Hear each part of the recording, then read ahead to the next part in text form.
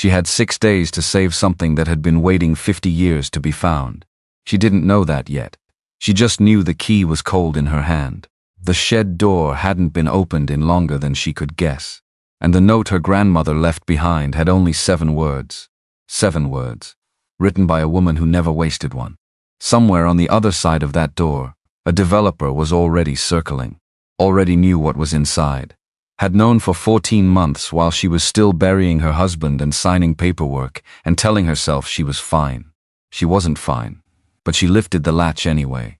The door swung open, and everything she thought she knew about her family, about the house, about what she deserved to keep walked straight into the dark with her.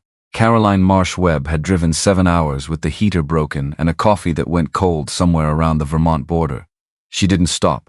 Not for gas until she absolutely had to. Not for food. Not even when the rain started somewhere past Montpelier and turned the highway into something that required both hands on the wheel and zero margin for error. She just drove. Because stopping meant thinking. And thinking meant remembering. And remembering meant the particular weight of 8 months pressing down on her chest like something structural. Like a load-bearing wall someone had quietly removed. The farmhouse appeared at the end of a gravel road she almost missed. No sign. Just a gap in the tree line and a mailbox leaning so far to the left it had given up entirely on vertical. The headlights swept across the front porch, and Caroline sat in the car for a moment with the engine running. The house was bigger than she expected, and older, and more tired. The porch roof sagged on the left side. One shutter hung at an angle.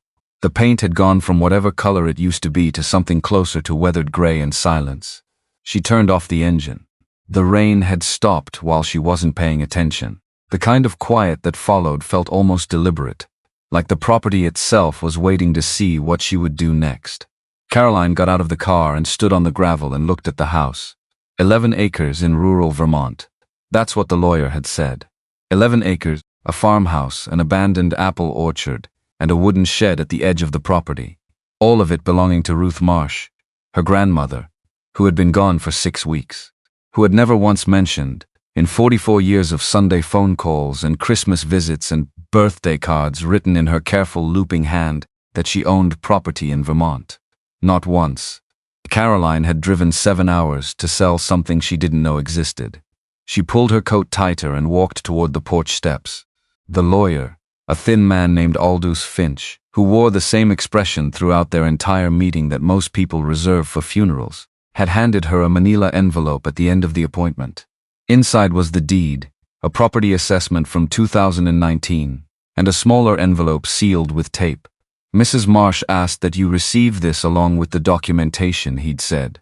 Caroline had opened it in the parking garage. 1 sentence. Ruth's handwriting. The same handwriting that had appeared on birthday cards for 4 decades. The same unhurried loops, the same slight lean to the right. Before you sell, open the old shed, that was it. No explanation. No context. No reason why a woman who had spent her entire life being practical and clear and direct had chosen, at the very end, to be cryptic. Caroline had read it 3 times in the parking garage. Then she'd folded it back up, put it in her coat pocket, and driven home to pack a bag. She told herself she was only going because the property needed to be assessed before listing. Because you couldn't sell something you hadn't seen. Because it was responsible and practical, and had nothing to do with a grandmother she had loved completely, and was still not ready to have lost. She was lying. But she was very good at lying to herself. 8 months of practice. The porch steps held her weight, which she chose to take as a good sign. The front door key was old, the kind of key that actually looked like a key, heavy and iron, and cut in a pattern she recognized. She'd restored 6 locks like this one over the years. Mortise locks, mid-century, the kind that required patience and a specific angle of pressure before they'd give. She got it on the 3rd try. The door swung inward. The house smelled of cedar and old paper and something faintly sweet she couldn't immediately name. She found the light switch by feel, and a single overhead light came on in the front hallway, casting everything in a warm amber that made the house look less tired than it had from outside. The floors were wide plank pine. Original. The walls were plaster, not drywall. The staircase banister was turned oak and it wobbled very slightly when she tested it with her hand, but only at the top post, only at the joint, and she could already see it wasn't structural. a repair, not a replacement. She stood in the hallway and looked at the house the way she always looked at houses. Not the way a person looks, the way a professional does. She moved through the ground floor slowly, knocked on walls with her knuckles, listened to what the sound told her. A solid return meant the wall was where it belonged, doing what it was supposed to do. A hollow sound meant something had been changed, opened up, rerouted. She could read a house the way some people read faces. Daniel used to say she talked to buildings. She never corrected him because he wasn't entirely wrong. The kitchen was at the back.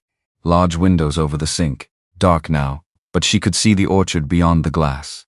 Just shapes in the darkness. The apple trees were old, their branches gone angular and unchecked, reaching in directions nobody had guided them in a very long time. Abandoned, the lawyer had said. Abandoned orchard. She put her hand flat on the kitchen counter and felt the cold of it. She did not think about Daniel. She thought about the shed. It was visible from the kitchen window even at night, a darker shape against the tree line, about 40 yards out across the property. Small, low-roofed. She couldn't make out details, but she could see enough to know it was standing. She would look in the morning. She found a bedroom upstairs and didn't bother unpacking. Just pulled off her boots and lay down on top of the quilt with her coat still on and stared at the ceiling and listened to the property settle around her. Old houses made noise. She had always found it comforting. The sounds of wood adjusting to temperature, to moisture, to the simple physics of existing for a long time. Nothing alarming. Just presence. Just the house continuing to be what it was. She was asleep before she knew she was tired.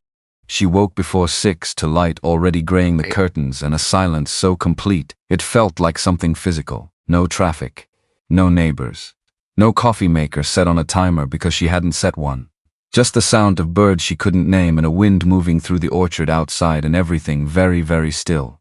Caroline lay still for exactly 4 minutes. Then she got up. She hadn't brought much. Coffee from a gas station, which she heated on the stove and drank standing at the kitchen window watching the light come into the orchard. The trees resolved into shapes as the gray lifted. Bent, heavy-limbed, old. But the structure was still there. The bones were still good.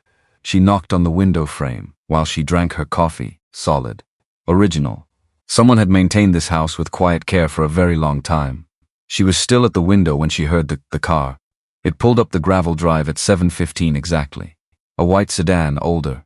The woman who got out of it was 73 if she was a day, with silver hair cut short and a barn coat that had seen considerable actual use. She carried a basket covered with a cloth. She did not knock. She walked directly to the kitchen door at the side of the house, as though she'd done it 1,000 times and probably had and knocked twice, waited 1 second and opened it. Agnes Pruitt, she said. I live through the trees over that way. She set the basket on the counter. I brought breakfast. Caroline stared at her. Agnes looked back. You're doing what she said, Agnes said. Touching everything. Ruth said you'd do exactly that. She pulled the cloth off the basket. Biscuits. A jar of apple butter. She said you'd go through this house with your hands before you ever opened a drawer. You knew my grandmother well? 40 years. Agnes sat down at the kitchen table without being invited. Pour me some of that if there's enough. There was enough. Caroline poured. They sat in the kitchen and the biscuits were very good, and Agnes didn't say anything else for several minutes, and Caroline found that she didn't mind. The shed, Caroline said eventually. She told you to open it. Before I sell. Agnes spread apple butter on a biscuit and looked out the window at the orchard. There's time for the shed, she said. Look at the house first. You'll understand why when you get there. Caroline finished her coffee. Then she went back to looking at the house. She spent 2 hours on the structural walk, not because she needed to, because she couldn't not. The house was telling her something and she was, as Daniel once said, constitutionally incapable of not listening. The foundation was stone, original, in better condition than she expected. The sill plates had been replaced at some point in the past 20 years and done properly. The roof had a section on the north side that needed attention but wasn't emergency territory. The plaster on the second-floor landing had been repaired, twice by someone who understood plaster. Someone had cared about this house for a very long time. She was standing in the upstairs hallway making notes on her phone when she heard a second car in the drive. Not Agnes's. A different sound. Heavier. More deliberate. She went to the window at the end of the hall. A black truck. New. The door opened and a man in his 50s in a wool coat got out and stood looking at the farmhouse with his hands in his pockets and the expression of someone calculating. She didn't know him. She went downstairs. She opened the front door before he reached the porch. He was tall, well-dressed in the way that people are when they want to seem approachable, but also want you to understand that their watch cost more than your car. His name, he told her, was Grant Hollis. Developer, he said. Local projects mostly. He had a very practiced smile. I heard from my contact at the county office that the property transferred, he said. I wanted to introduce myself before you went too far down the listing process. Caroline waited. I've had my eye on this parcel for a couple of years. I'd like to make you an offer. Something fair, straightforward. No agents involved, which saves you the commission. I think we could make this very simple. I just got here, Caroline said. Of course. No rush. The practiced smile again. I just wanted you to know there's real interest. Properties like this, in this condition, can be hard to move in this market. I wouldn't want you to end up waiting 6 months for an offer half of what I'd give you today. She looked at him. He had the kind of face that gave nothing away, which was itself a kind of information. I'll be in touch, she said, and closed the door. She stood in the hallway for a moment. Then she went to the kitchen and found Agnes still at the table, cup refilled, reading something on her phone. Grant Hollis, Caroline said. Agnes put her phone down. Developer. Wanted to make me an offer before I listed. Agnes's expression didn't change, but something in it settled into something different. Not alarm. Older than alarm. Closer to recognition. He came right away, Agnes said. First morning. Agnes looked out the kitchen window at the shed. Then you'd better look in there today, she said, quietly, before he finds a reason to come back. At 10:45 her phone rang. She almost didn't answer. Unknown number, Vermont area code, Caroline. Not a question. A voice she recognized, Patrice. Her younger sister's voice had a particular quality on the phone, direct, quick. The sound of someone who had already thought through everything she was about to say, and decided she was right. I've been trying to reach you since yesterday. I drove up. The signal was bad. I need to talk to you about the property. Caroline stood in the hallway of her dead grandmother's farmhouse, and looked at the plaster wall and the turned oak banister and thought, carefully, about what to say. I'm here, she said. I'm looking at it. Silence, a particular kind of silence. You've already been to see someone, Caroline said. I did what made sense. Who? Someone who's interested. He called me. He found my number through the county records when the estate filed. Caroline closed her eyes. His name is Grant Hollis, Patrice said. He's been in contact for 2 months. He has a fair offer and a timeline that would clear everything before the estate closes. You wouldn't have to deal with agents or repairs or any of it. 2 months. I was trying to protect your interests. You haven't exactly been in a state to make decisions. There it was. That sentence. The one Patrice had been circling for 8 months. The careful way she said it, soft at the edges, still landed like something thrown. What did you sign? Caroline asked. Silence. Patrice. What did you sign? A letter of intent. It's not binding until you agree. You have 72 hours. Her voice shifted just slightly. Less certain, Caroline. The roof is failing. The orchard is dead. There's nothing here worth. I'll call you back. She hung up. Stewed in the hallway for a moment that stretched longer than it should have. Then she put on her coat and her boots and walked out the kitchen door and across the wet grass toward the shed. The orchard was not dead. She passed through the edge of it on her way and she could see that clearly. The trees were overgrown, unpruned for years, maybe a decade. Their branches had gone where branches go when nobody guides them, crossing and tangling and reaching in ways that confused the light. But the root structure was intact. The trunks were sound. Some of the trees still had apples on them, late season and small, hanging in clusters that nobody had come to pick. Abandoned was the wrong word. Neglected. Waiting. She walked through the wet grass and the apple smell followed her, and the shed got larger as she approached, and she stopped about 10 feet away and looked at it. Small.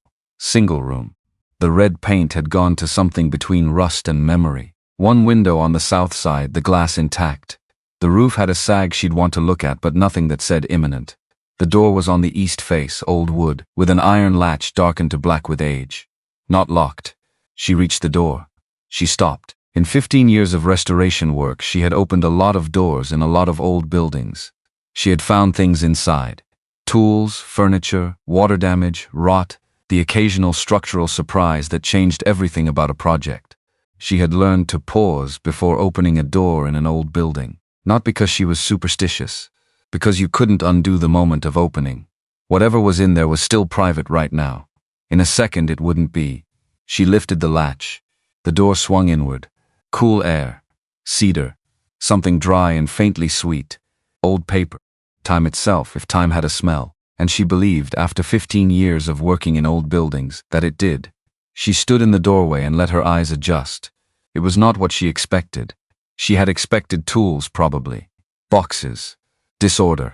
The accumulated evidence of things put away and forgotten. The kind of shed that fills up over decades with the residue of a life. This was not that. The shed was neat. Startlingly, deliberately neat. Shelves lined 2 walls, and on the shelves things had been placed with care. Old gardening tools hung from pegs in the exact arrangement of someone who knew which tool went where and cared about the difference. A wooden rocking chair sat near the south window with a folded quilt across the back. The quilt was old but clean. The chair had been recently oiled. She could smell it. On the east wall a workbench. And on the workbench 3 objects arranged with the precision of someone who had thought about what they were doing. A brass lantern, a pair of reading glasses folded, a pocket watch closed, and beside them a large envelope. Across the front 3 words in handwriting she recognized. For my family. She crossed to the workbench. Her hand moved toward the envelope, and then she stopped because she'd seen something else, and her brain needed a moment to catch up with what her eyes were telling it. On the far edge of the workbench, weighted down at one corner by a smooth stone, was a sheet of drafting paper. Large format. Folded once and then unfolded and laid flat. A set of architectural drawings. She pulled the stone aside and spread the sheet fully open and looked at it, and her chest did something that was not quite pain but was adjacent to it. The drawings were of the farmhouse. Not a reproduction. The originals. She could tell by the paper, by the weight of it, by the particular quality of the pencil lines, the way they'd been rendered by hand with precision instruments. The kind of drafting she'd studied in school. The kind of drafting that happened before computers made it unnecessary. Measured, careful, certain. In the lower right corner, the notation box. Project Marsh Farmhouse, Hadley Creek Road, Vermont. Date, March 1969. Drawn by Edwin Calloway, architect. She read the name twice, then again. Edwin Calloway, architect. She was still holding the drawing when she heard footsteps in the grass outside. Agnes appeared in the doorway. She looked at the drawing in Caroline's hands, then at Caroline's face. You found the drawings, she said. Who was he? Agnes came into the shed and looked around slowly, the way someone looks at a place they haven't been in a while but remember well. He built this house, she said. All of it. With his own hands. He was an architect. One of the best I ever saw work. She touched the edge of the rocking chair. Ruth and Harold gave him a place to stay when he had nowhere else to go. He stayed 4 years. He designed this house as a gift for them. Spent 18 months building it with Harold's help. She paused. And then the people who should have protected him took everything from him instead. Caroline looked at the drawing. His family? His brother. Agnes's voice was even. The flatness of someone who has had decades to arrive at the facts without the noise. Made accusations. Nothing true. But true wasn't the point. The point was Edwin had built something good and successful for himself, and they wanted a piece of it, and when he wouldn't give it, they decided to make sure he had nothing left to protect. Caroline set the drawing down carefully. She picked up the large envelope. Opened it. Inside, another letter from Ruth. If you are reading this, then you are standing in the place where Edwin Calloway built his best work. He put everything he had into this house. His skill. His time. His belief that a building could be a kind of love. They took his reputation. They took his livelihood. He wouldn't let them take this. He left something here before he went. He told me it was for whoever would understand it. I have been waiting 50 years to know who that person was. I think I always knew it was you. Caroline read the letter twice. There was a second, smaller envelope beneath the first. Her name on the outside, her name. Not for my family, not to whom it may concern. Her name in Ruth's handwriting as specific as a key. She opened it. One line.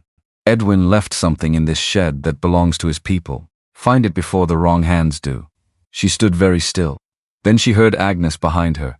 Quiet, so she finally told you, Agnes said. Caroline turned. "You knew," she said. "I knew what Ruth knew, which was that this day would come eventually, and that Grant Hollis has been watching this property for 2 years because he knows too." "How does he know?" Agnes looked at the workbench, at the lantern and the glasses and the watch. "Because he made it his business to find out. That's what he does." She looked at Caroline. "Read the letters first, all of them. Then come and talk to me." She moved toward the door, stopped, turned back once. "Don't let anyone else in here until you do." She left. Caroline stood alone in the shed. The light was coming through the south window now, crossing the floor in a long yellow stripe, and the cedar smell was steady and calm, and the rocking chair sat very still in the corner, and outside the apple trees were moving very slightly in a wind she couldn't hear from in here. She looked at the rocking chair.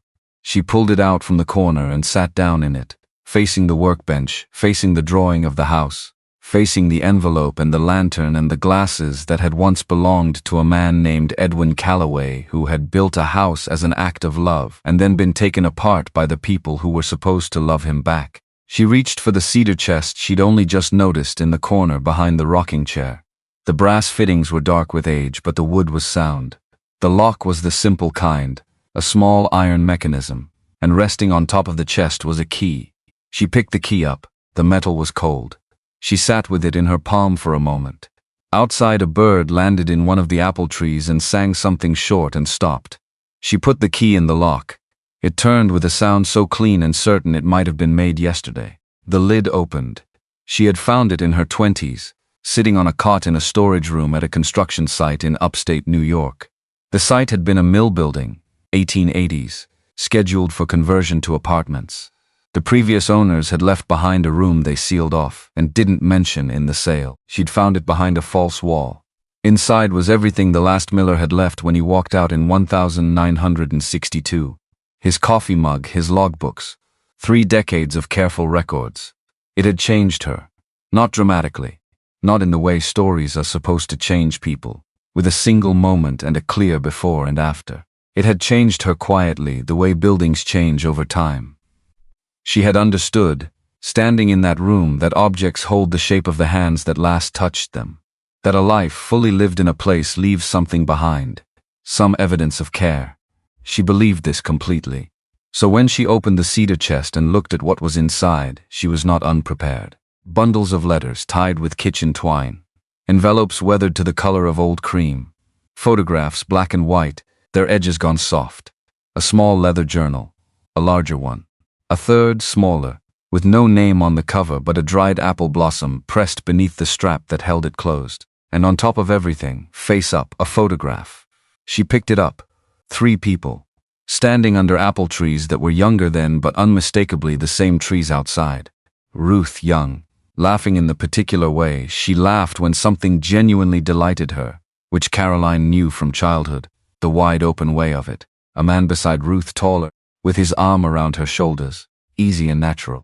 And between them, a third man, young, maybe 30, not posing, laughing at something outside the frame, tipped forward slightly, the kind of laugh that meant whoever was behind the camera had just done or said something genuinely funny. She had never seen this man before. She turned the photograph over, Ruth's handwriting, 2 lines. "Some families are built by birth, others are built by choice." She looked at the man's face for a long time. Then she opened the smallest journal. The handwriting inside was different from Ruth's, more deliberate. Each letter placed with the attention of someone who understood that what they were writing might outlast them. No name on the first page. Only this: "If you are reading this, it means Ruth finally believed the world was ready to hear who I really was. That took longer than either of us expected. I'm not sure I blame her." She turned the page. She read, Edwin Calloway had arrived in Vermont in the autumn of 1967 with a single suitcase, a drafting kit, and the particular kind of quiet that belongs to people who have learned not to take up too much room. He had grown up in West Virginia, in a town small enough that everyone knew your name and your family name and everything your family had ever done wrong. He had left at 22, with a scholarship to an architecture school in New England, and spent 5 years learning that buildings could be honest in ways that people sometimes weren't. He came to Vermont because a friend of a friend knew Harold Marsh. Harold needed help with his property. Edwin needed work. The arrangement was supposed to last 2 months. It lasted 4 years. He wrote about the first dinner at the farmhouse, Ruth's cooking, Harold's quiet, steady company, the way they included him without making an event of it. He wrote about the orchard, how Harold had taught him the difference between a tree that could be saved and a tree that was already past it. He wrote about the particular quality of Vermont light in October, coming down at a low angle through the apple trees, the way it turned everything gold and serious at once. He wrote about what it meant to have somewhere to come home to. She had to stop reading after that passage. She sat with the journal in her lap and looked out the small window at the orchard, and the October light was coming through it right now, at exactly the angle he'd described, and either that was coincidence, or it was the universe making a particular kind of point, and either way she was not going to think about Daniel, and she was not going to think about the house she no longer lived, and she was not going to think about the particular quality of the Tuesday morning, 8 months ago, that had unmade everything. She was going to read. She turned the page. He wrote about the farmhouse. He had seen when he first arrived that the existing structure on the property was beyond salvage. 40 years of deferred maintenance. A foundation that had given way on the east side, wood rot through the sills. Harold had been patching it for a decade. It was beyond patching. Edwin had sat with Harold one evening and drawn on the back of a paper bag what the new house could be. Harold had looked at it for a long time. "You can do this," Harold had said. "I've designed buildings," Edwin told him. "I've never built one." Harold had put the paper bag down and looked at him with the particular steadiness of a man who had decided something. "Then we'll learn together," Harold said. 18 months. 2 men and the women of the surrounding farms who came to help when help was needed and left when it wasn't. Edwin had designed it with the land in mind, with the orchard in mind, with the light in mind. The south-facing windows in the kitchen were his. The wide plank pine floors, milled from trees cleared from the north corner of the property, were his. The turned oak banister she had gripped this morning was Edwin Calloway's hands. She had felt it. She had put her hand on that banister this morning, and something in it had met her palm with a warmth she'd registered and not understood until now. She kept reading. He wrote about 1971. His brother Warren came up from West Virginia. She didn't know what Warren looked like, but she imagined him from Edwin's careful, restrained description as someone who wore his resentments like a good coat, expensive, visible, very well maintained. Warren wanted money. Edwin didn't have much. What he had he'd earned through commissions that were beginning to come in as word of the farmhouse spread. Small projects at first. A renovation in Hadley Creek. A new porch for a family 2 towns over. His reputation was building, slowly and honestly, the way reputations do when they're built on actual work. Warren said Edwin had taken money from the family account before he left for school. He had not. There was no money in any family account. He said Edwin had stolen tools. He had not. He said Edwin owed the family a debt going back to their father's time. The debt did not exist. But the accusation existed. And in a small county, in 1971, an accusation spoken at the feed store and the diner and the post office enough times acquires a kind of weight that has nothing to do with truth. Edwin could have fought it. He had written about this directly, carefully, the way he wrote about everything. March 12, 1972. I have the bank records that prove Warren's claims are false. Frank Alderson at the County Historical Society has offered to notarize a statement. I could make this very clear to a great number of people very quickly. But to do that, I would have to make it a public fight. And a public fight involving Harold's name in connection with mine would put Harold at risk of the same brush they're painting me with. He has his farm. He has his orchard. He has his reputation in this community, which he built over 30 years of doing things right. I will not spend that for the sake of my own. She read that passage 3 times. Edwin Calloway, in 1972, with evidence in hand, had chosen to lose. Not because he didn't know how to fight, because he knew what fighting would cost someone else. She thought about Daniel. She thought about a morning in March, 8 months ago, a phone call from the site manager at 6:47 a.m., asking her to confirm the load specification she'd changed 2 days before, because one of the contractors was asking questions. She thought about her answer, confident, quick. She thought about hanging up the phone and going back to her coffee. She thought about the call that came at 9:23. She closed the journal, not because she was done, Because she needed a moment to be a person who was sitting in a shed in Vermont in October, and not a person standing in her kitchen in Boston, listening to a phone call that had ended everything she thought she knew about herself. She set the journal on her knee, looked at the apple trees, looked at the light. Edwin had left in 1973. The journal ended that year. The last entry was brief. October 30, 1973. Ruth says I should stay. Harold says the same. I know they mean it. But I have learned something about myself. Being here, something I would not have chosen to learn. I have learned that I can love a place so completely that I cannot stay in it. Because staying would mean watching what I built become the thing they use against the people who believed in me.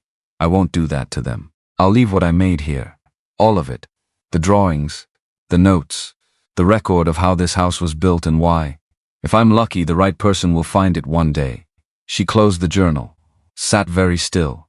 Through the south window she could see the farmhouse. The real farmhouse, standing solid in the October light, doing exactly what it had been designed to do, which was face south and accept the warmth that came. Edwin Calloway had built that house as a gift, and then he had disappeared. And Grant Hollis had appeared at her door at 7:15 this morning. And Ruth, who had kept this shed untouched for 50 years, had used her last communication to send one woman to one place with one instruction. Find it before the wrong hands do. Caroline stood up from the rocking chair. She put the journal back in the chest. She looked at the drawings on the workbench, at the notation in the lower right corner, the name, the date. She got her phone out and called Agnes. Agnes answered on the second ring. What does Grant Hollis know? Caroline asked. A pause. Short, the pause of someone choosing exactly how much to say. Enough, Agnes said. Come have dinner. I'll tell you what Ruth told me. Caroline looked around the shed once more.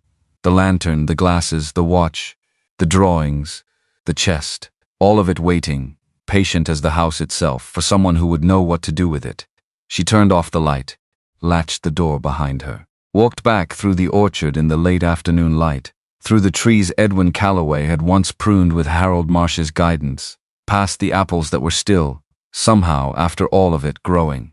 Agnes Pruitt's kitchen smelled like wood smoke and last summer's herbs, and something with apples on the stove that Caroline could not immediately identify, but wanted very badly. She sat at the kitchen table with both hands around a mug of tea that was too hot to drink, and watched Agnes move around the kitchen with the unhurried efficiency of a woman who had been cooking in this space for 40 years and had made her peace with every inch of it. Outside, the dark had come down fast the way it does in Vermont in October.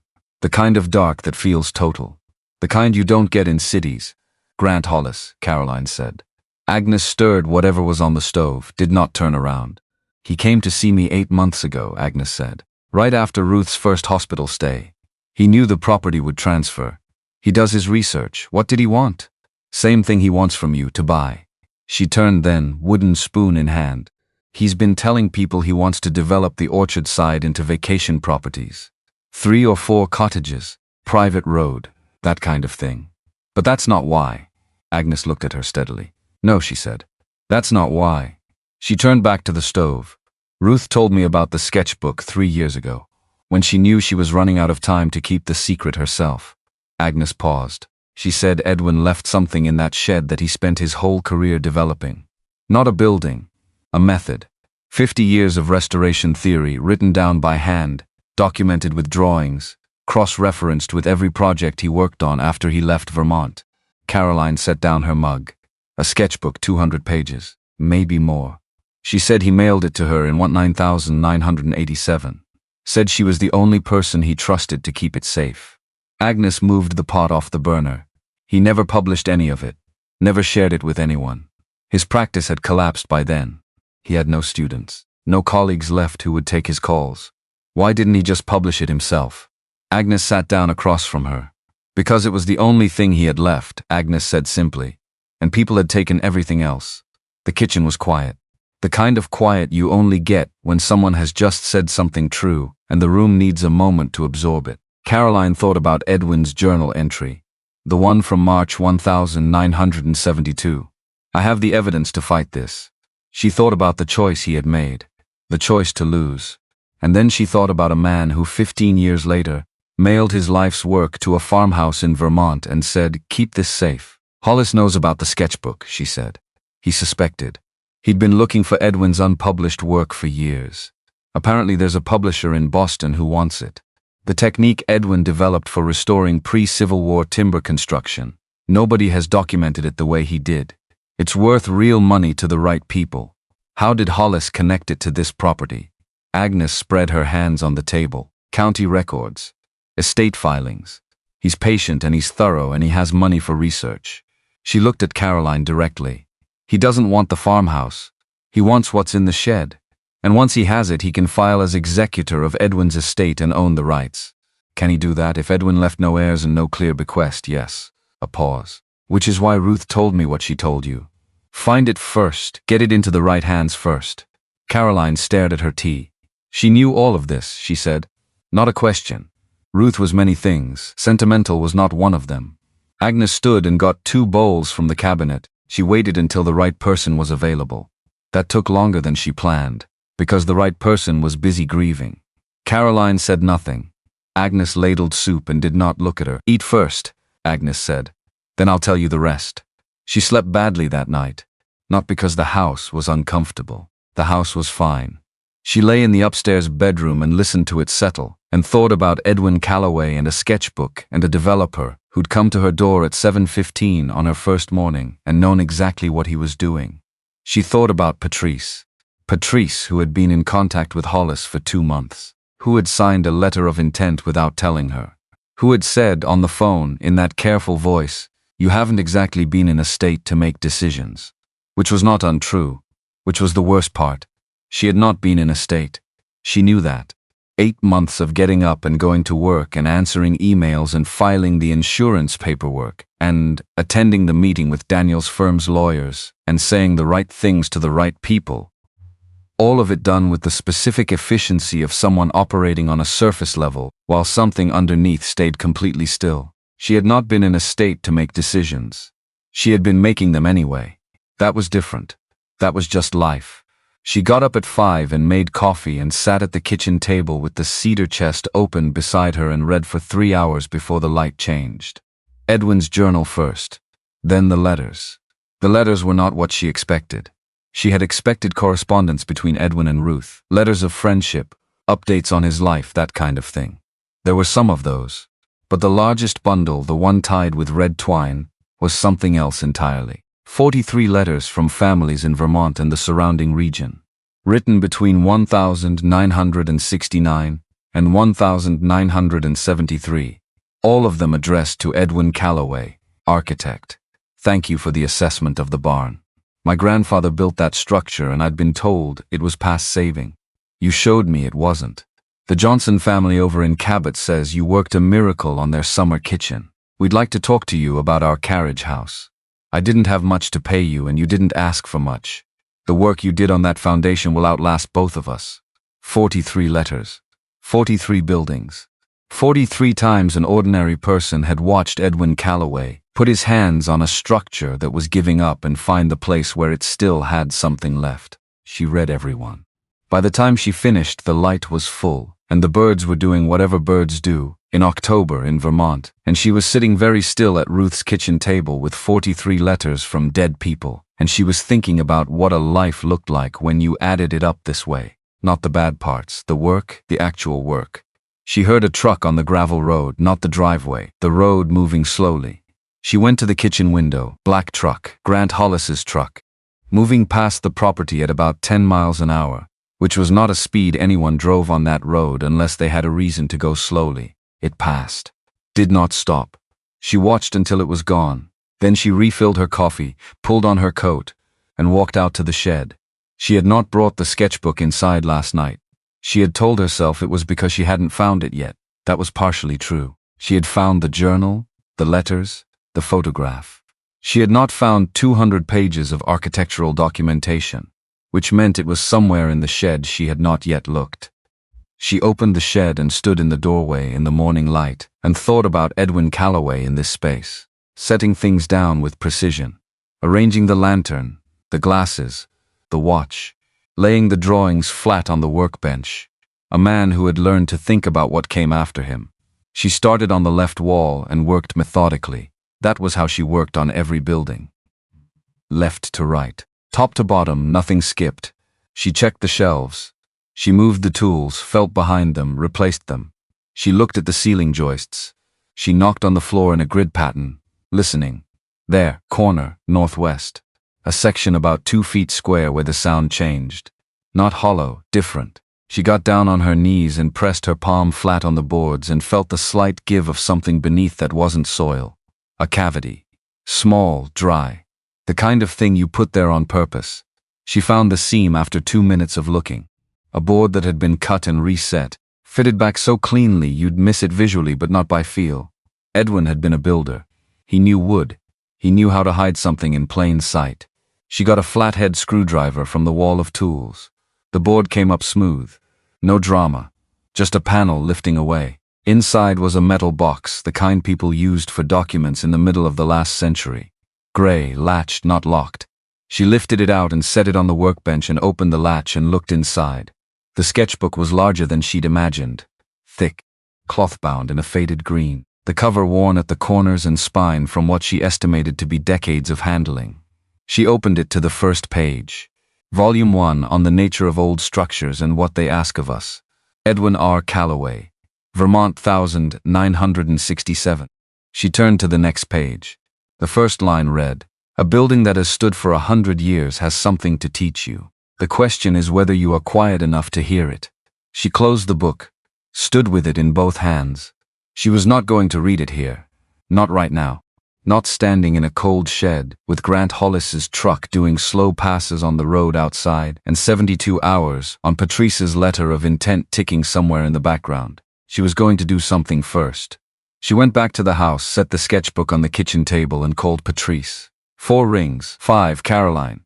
He knew about the sketchbook before he contacted you. Silence. What sketchbook, Patrice? Listen to me. Grant Hollis is not interested in this property for development. He's interested in something Ruth stored here. Something with significant value to architectural publishers. He's been looking for it for years. A longer silence. Different from before. He said the property would be used for ecotourism, Patrice said slowly. He was very specific about that. I know. He told me the farmhouse would be preserved, I know. The contract he sent over had a demolition clause. Her voice had changed. The brisk certainty gone out of it. I read it 2 nights ago. There's a clause that allows demolition within 90 days for structural reasons. Yes. He knew I wouldn't look that carefully until I'd already said yes. Yes. Another silence. Shorter. I'm sorry, Patrice said. Just that, no elaboration. No explanation. Patrice, who had been explaining and elaborating since she learned to talk, said 2 words and stopped. Tell him the 72 hours is suspended pending legal review, Caroline said. Don't tell him why, okay?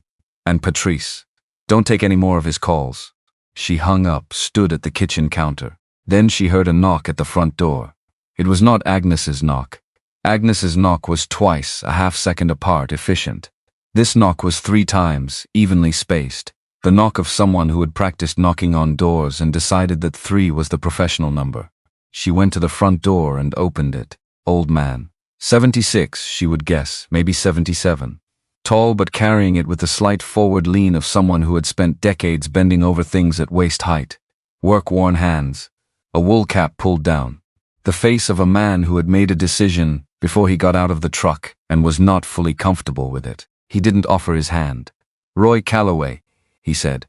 She looked at him. Any relation to Edwin, she asked. Something in his face moved. Not quite a wince. Closer to recognition. His brother Warren's son, he said. Which, I understand, makes me the last person you want on your doorstep. She waited. I'm not here to apologize, he said. That would be 20 years too late to mean anything useful. He put his hands in his coat pockets. I'm here because what's coming is worse than what already happened. And somebody ought to tell you that before it arrives. She looked at him for a moment. Then she opened the door wider. He came in. She made more coffee because it was what you did and because she needed something to do with her hands while she decided what to think. They sat at the kitchen table. Roy held his mug in both hands and looked at the table surface, the way men look at things when they're figuring out where to start. Hollis came to me 6 months ago, Roy said. He knows the family history. Knows my grandfather started the whole thing with Edwin in 71. He thought I might know where Edwin's unpublished work ended up. Did you? No. My father knew more than I did, and he took most of it to his grave. He looked up. But I knew about Ruth Marsh. I remembered her. My father used to say she was the only person in this county who'd stood up for Edwin publicly. He said it the way you'd say it about someone you wished you'd been. The kitchen was quiet. Hollis wants me to sign a statement, Roy said, that Edwin died without heirs and that the Calloway family has no claim to his estate. Is that true? He looked at her for a long moment. Edwin had a sister, he said. Younger. Edna. She married a man named Pierce and they moved to Rutland. She's still living. He paused. Hollis doesn't know about her. My father made sure to keep her out of every conversation he ever had about Edwin, which I think was the one decent thing he did in his whole life. Caroline set down her coffee. Does Edna know about this property? She doesn't know anything. Edwin cut contact with the whole family in 73. She's been told he passed away in the 80s. That's not true. But she was told that. Where is she? Greenvale Senior Living. 40 minutes from here. The morning light was coming through the kitchen windows, at an angle that lit the table between them. The sketchbook was sitting there. Roy looked at it and she watched something cross his face that was not surprise. That's his, Roy said. It is. He did not reach for it, did not ask to see it. Just nodded once slowly, the way you nod when something you already believed is confirmed. My father knew that book existed, he said. He used to say Edwin had spent 30 years writing down everything that should have made him famous. That was how he said it. Should have. He looked away. He wasn't proud of what he'd done. He just didn't know how to undo it. Nobody ever does, Caroline said. Roy looked at her. No, he said, I suppose not. He left an hour later. Left a phone number, handwritten on the back of a gas station receipt, and a box of documents from the family that he said she should have. Before Hollis found a way to access the county records he didn't already have. She stood on the porch and watched his truck go back down the gravel drive, and then she went inside and opened the box. The documents were old. Some of them dated back to the early 70s. Bank records. Meeting notes in her grandfather's handwriting that was not, as it turned out, exactly a grandfather's handwriting in the dignified sense. Cramped. Angry on the page. The kind of writing that happens when someone is composing an argument in their head while their hand moves. And in among the documents a single folded sheet of paper. Meeting notes. Internal. July 1971. 3 names on it, including Warren Calloway. The notes outlined, in the blunt language of people who were not trying to be subtle, because they expected no one outside the room would ever read this. The plan to discredit Edwin's practice in the county by circulating accusations of financial misconduct through social networks. The local diner, the feed store, the church social. The plan worked. That was the worst part of the document. It had worked. Not because it was sophisticated, because it was relentless. She sat with that document for a long time. Then she put it carefully back in the box. Agnes arrived at noon. She did not knock at all this time. Just came through the kitchen door with a loaf of bread and an expression that said she had heard Roy Calloway's truck on the road this morning and had been waiting to see what happened. He came, Caroline said. I thought he might eventually. Agnes set the bread on the counter. His father dying a few years back moved something in him. He's been trying to figure out what to do about it ever since. He told me about Edna. Agnes turned. Edna Calloway Pierce, Caroline said. Edwin's sister. Roy says she doesn't know the property exists. Agnes was quiet for a moment. Ruth knew about Edna, she said carefully. She visited her every year for a long time. Ruth visited Edna until she couldn't travel anymore, yes. And Edna doesn't know about this house. Ruth never told her directly. Agnes sat down. She was waiting until there was something worth telling. Until the sketchbook had reached the right person. Caroline looked at the table, at the sketchbook, at the box of documents Roy Calloway had left. She planned all of this, Caroline said. Ruth. She planned the whole sequence. She had a long time to plan it. Agnes pulled the bread toward her and found a knife in the drawer without looking. And she chose carefully. She chose me. She chose someone who could read a building the way Edwin could. Agnes began slicing, and someone who understood what it cost to build something and then lose it. The kitchen was very still. Something landed in Caroline's chest with a weight she recognized and had been carrying and had been trying not to name. She did not say anything. Agnes put a slice of bread in front of her. Eat something, Agnes said. Then go read the second half of that journal. She read all afternoon. The second half of Edwin's journal was harder than the first. The first half was about building. The second half was about losing. Not dramatically. Edwin Calloway did not write dramatically. He wrote the way he drew, with precision, with attention to detail, with the trained habit of someone who believed that accuracy was a form of respect.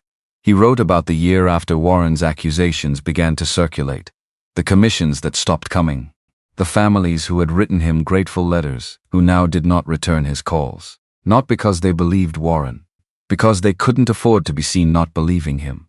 Small counties run on reputation, and reputation is social, and social is expensive to defend. He wrote about Ruth and Harold. They never wavered. That was the phrase he used twice in 2 different entries. They never wavered. He wrote it like it was the most astonishing thing he had ever witnessed in his adult life, which he suspected it was. Ruth still invited him to dinner every Sunday. Harold still worked beside him in the orchard. When people in town said things, Ruth said things back, clearly and without drama, and did not apologize for it afterward. When the county architectural board received an anonymous complaint about Edwin's credentials, Harold drove to the board office himself and sat there until someone would see him and told them, in his quiet and complete way, exactly what Edwin Calloway had built on his property and how and what it was worth. The complaint was dismissed. But the damage was already structural, the way it always is. Edwin wrote about the decision to leave. She had read the final entry last night. Reading it again in the afternoon light, she noticed things she had missed the first time.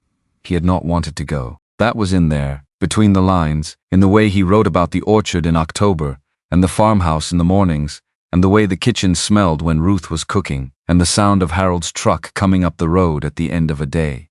He had not wanted to go. He had loved this place with the specific completeness of someone who had never been fully at home anywhere before, and had finally understood what home meant. He had left because staying meant watching his presence damage the people who had chosen him. She sat with that for a long time. She thought about Daniel. She thought about the morning she'd changed the load specification. She thought about why she had changed it. The project was running 3 days late, and the client was unhappy, and she had looked at the numbers and made a call and told herself it was fine. The margin was fine. She knew what she was doing. She had known what she was doing. That was not the problem. The problem was that she had done it fast, under pressure, without the full quiet attention the decision required. Edwin had made a different kind of mistake. He had been too careful, too protective. He had refused to fight because fighting cost something, and the cost was borne by someone else, and he couldn't live with that. She had not been careful enough, and the cost was borne by someone else, and she could not live with that either.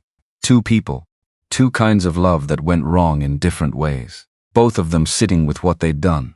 She closed the journal. The afternoon light was going and the orchard was going dark outside the window, and she was sitting in a dead woman's kitchen with a sketchbook and a box of documents and a phone that was about to ring. It rang. Unknown number. Vermont area code different from the one this morning, she answered. The voice was male. Smooth. The kind of smooth that is practiced, not natural. Miss Marsh-Webb. Grant Hollis. I wanted to follow up on our conversation yesterday morning. I remember you. I understand you've asked your sister to pause the timeline on the letter of intent. He knew already. Of course he knew. I'm reviewing the property, she said. Of course. I'd encourage you to review it quickly. The structural report I've commissioned for the county assessor's office. You've commissioned a structural report. Standard practice before a purchase offer. The findings may affect the county's position on the property's compliance status. A pause. Precisely calculated. I'd hate for that to create complications for you. She looked at the sketchbook on the table. 200 pages of Edwin Calloway's life work in her kitchen. A man who had built this house with his hands and lost everything, and sent this book to the only person who had never stopped believing in him. Mr. Hollis, she said, I'm going to need more than 48 hours. I understand that. But the county timeline is something you've set in motion, she said, which tells me everything I need to know about your interest in this property. A longer pause. I just want to help preserve something historic, he said, the smooth voice going smoother. The smile she could not see but could hear. So do I, she said, and hung up. She sat at the table for 30 seconds. Then she picked up her phone again and called Frank Doyle. Frank Doyle was a real estate attorney she had used twice on projects in Burlington. She had met him at a preservation conference in 2019 and found him to be the rarest possible combination. A lawyer who understood old buildings and a person who found them genuinely interesting. He answered on the third ring. "Caroline Marsh-Webb," he said. "It's been a while. I need you to look at something for me," she said, "and I need you to not tell anyone you're doing it." He paused. "What kind of something?" "A letter of intent my sister signed under false pretenses. A structural condemnation process that was initiated by the buyer. And a sketchbook that was created by a deceased architect whose estate may have a living heir." A longer pause. "When do you need me?" "Tomorrow morning if you can manage it." She heard him typing something. "I can be there by 9, he said. "Text me the address." She hung up, stood at the kitchen counter. Outside the window, the orchard was almost fully dark. The farmhouse windows were warm against the night. The shed was a dark shape at the edge of the trees. She had not been in a state. She was in one now. She opened the sketchbook to the first page and read the first line again. "A building that has stood for 100 years has something to teach you. The question is whether you are quiet enough to hear it." She turned to the second page. Edwin Calloway had numbered every page, had cross-referenced every observation with a corresponding project, a specific building, a date. 214 pages. Drawings interspersed with text. The text written in the same deliberate hand as the journal, careful and dense and completely certain. He had spent 30 years writing this. 30 years after leaving Vermont. 30 years after losing everything. He had kept working, kept documenting, kept writing it all down. And then he had mailed it to a farmhouse in Vermont and said, "Keep this safe," which meant he had not given up. That was the thing she had been circling without landing on. Edwin Calloway, who had lost everything and chosen not to fight and walked away from the one place he had loved, had not given up on the work. He had kept doing the work, quietly, privately, without recognition, without anyone watching, just because it was worth doing. She sat down at the kitchen table. She turned to page 3. The second entry began. "The most common mistake people make with old structures is to assume that damage means failure. It does not. Damage is what happens when something has been used and weather-worn and pushed and inhabited. A building without damage is a building nobody loved enough to live in." She read until 10 o'clock. Then she closed the book carefully, set it in the box with Roy's documents, and carried the whole thing upstairs. She was not leaving it in the shed tonight. She put it under the bed in the same drawer motion she used to put valuables in unfamiliar hotel rooms. The automatic caution of someone who has learned that things can be taken. She lay on top of the quilt with her coat off this time. Listened to the house settle. The plaster, the pine, the turned oak of Edwin Calloway's banister at the top of the stairs.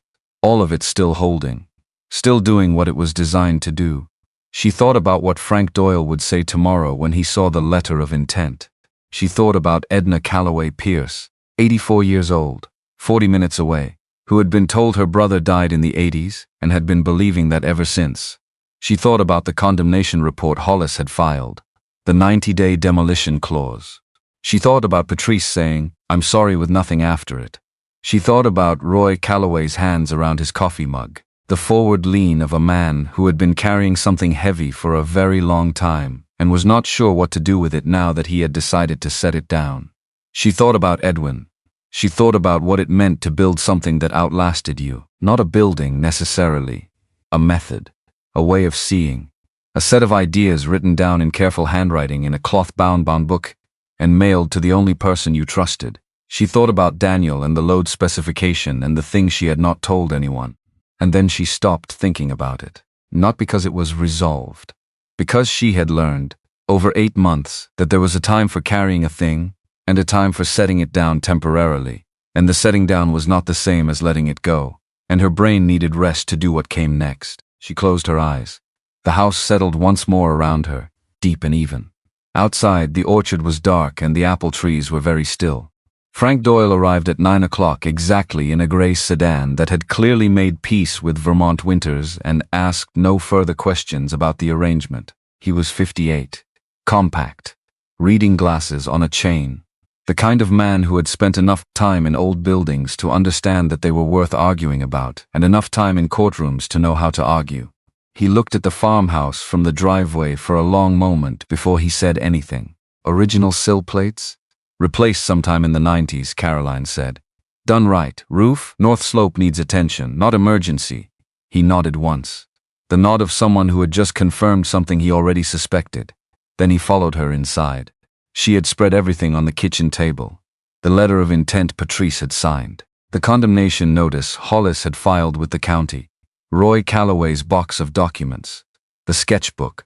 The photograph from the cedar chest. The small envelope with her name on it in Ruth's handwriting. Frank sat down and put on his reading glasses. He did not speak for 22 minutes. She made coffee, stood at the counter, watched him read without watching him read, which was something she had learned to do on job sites. You let a person think. You do not hover. He picked up the condemnation notice first. Read it twice. Set it down with the careful deliberateness of someone managing a specific reaction. Then the letter of intent. Then Roy's documents.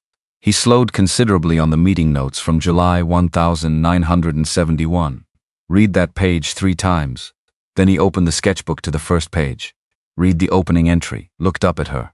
Edwin Calloway, he said. You know the name, I know the work. There was a barn restoration in Cabot everyone in preservation circles still talks about. He looked back at the sketchbook. I didn't know he'd documented his methods. Nobody did. Except Ruth. Frank closed the sketchbook with a different quality of care than he'd used with the legal documents, set it slightly apart from everything else, as though it belonged in a different category, which it did. All right, he said. Walk me through what you know about Hollis. She told him everything. Agnes's account of his visit 8 months ago. Roy's warning on the doorstep. The slow pass of the black truck on her first morning. The phone call with its barely veiled reference to the county timeline. Frank listened with his glasses off, processing rather than reading. The condemnation report, he said. Who did he use? The notice doesn't name the inspector. I'll find out. He made a note. The letter of intent is voidable. Patrice was operating under material misrepresentation. He told her the property would be preserved. The contract allows demolition within 90 days. That's not ambiguous fine print. That's a fundamental lie about his intentions. He tapped the page. We can void this. Can he refile? He can try.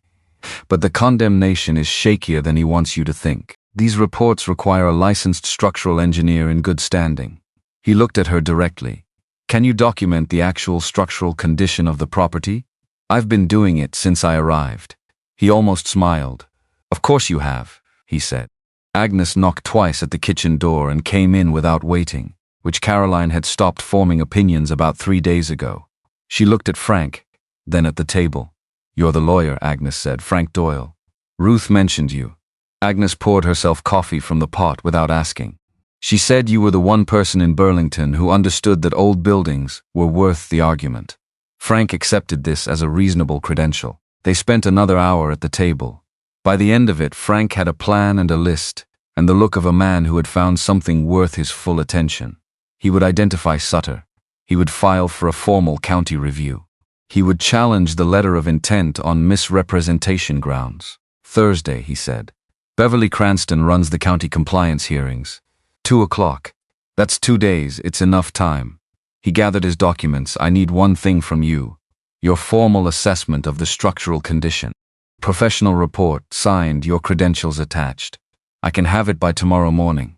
He nodded, snapped his briefcase shut, looked at the sketchbook one more time on his way to the door. When this is over, he said, someone should make sure that ends up somewhere it can be used. He left. Agnes refilled her coffee and sat back down. He's good, she said. He is. Agnes looked out the window at the orchard, at the shed at the tree line. Roy Calloway called me this morning, she said. He wants to come Thursday. Caroline looked at her. He said he'd been driving past this property for 30 years, watching what his family did to it from a distance. Agnes wrapped her hands around her mug. He said it was time to stop watching from a distance. Caroline thought about Roy's hands around his coffee cup. The forward lean. A man who had been carrying something heavy for a long time and had finally decided what to do with it. Tell him 2 o'clock, she said. She spent that afternoon writing. Not at the kitchen table. She took her laptop and her notes and her professional notebook and sat at the desk in the small study off the front hallway, which she had not used yet, which turned out to have a window that looked directly at the farmhouse's east face, and was therefore, for her purposes, exactly right. She documented everything: foundation sill plates, structural framing, floor systems, roof structure, the north slope and exactly what it needed and how long it had before need became urgency, the plaster repairs on the second floor landing, what they revealed about the maintenance history, the window glazing, the door hardware, the banister, Edwin's banister. She wrote that differently than she wrote everything else, more slowly, because she was not just documenting a structural element. She was documenting evidence that a man had been here and had done this with full attention and the work had held. She cross-referenced her findings with his sketchbook. The farmhouse had been built according to principles she could now name and source. She put the page numbers in. She included photographs. She included her professional credentials on the cover sheet and her license number and the date. Gerald Sutter had written a report designed to condemn a building he had not properly examined. She was writing a report about a building she had been reading with her hands for 10 days. She finished at 11:15 and sent it to Frank. Then she closed her laptop and sat in the dark study and did not immediately get up. She had been moving constantly since she arrived. Driving, walking, reading, assessing, calling people, making decisions. She had been useful, purposeful. She had given herself no time to simply sit with what this place had become to her.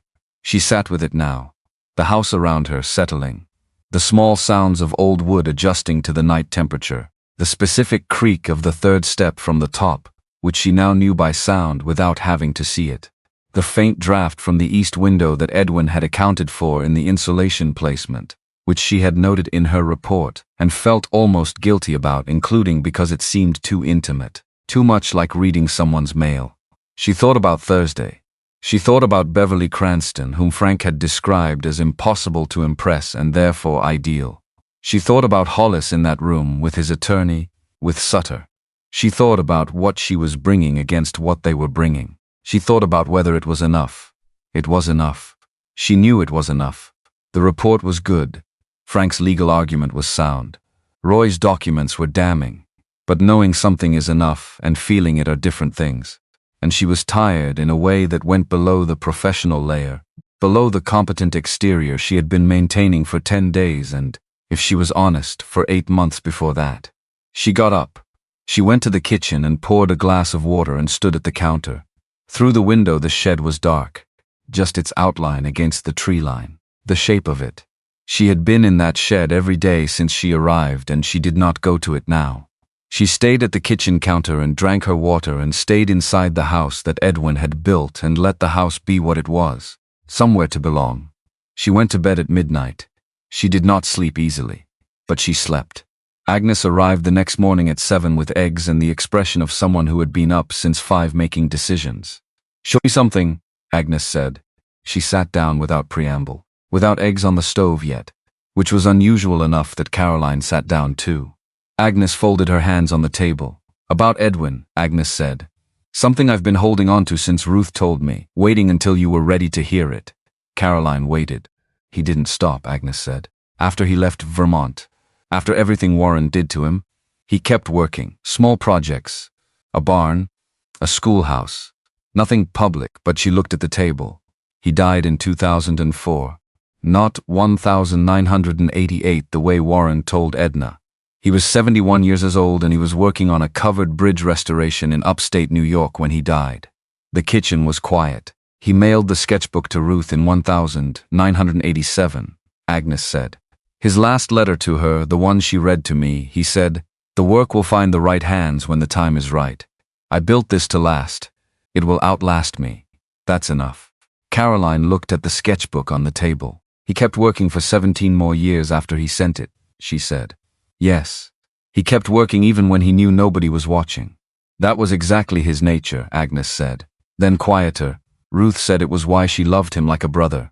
Because he was the only person she'd ever known who did the right thing, even when it cost him everything and nobody was watching, and there was no reward coming." The morning light was coming through the kitchen windows, full and clear. The kind of October light that required no interpretation. Caroline thought about Edwin in 1987, sealing a package, addressing it to a farmhouse in Vermont. setting down the weight of 30 years of documentation, and trusting it to the only person who had never wavered. She thought about what it meant to keep working after something like that. She thought about Daniel. She had been thinking about Daniel differently since she came here.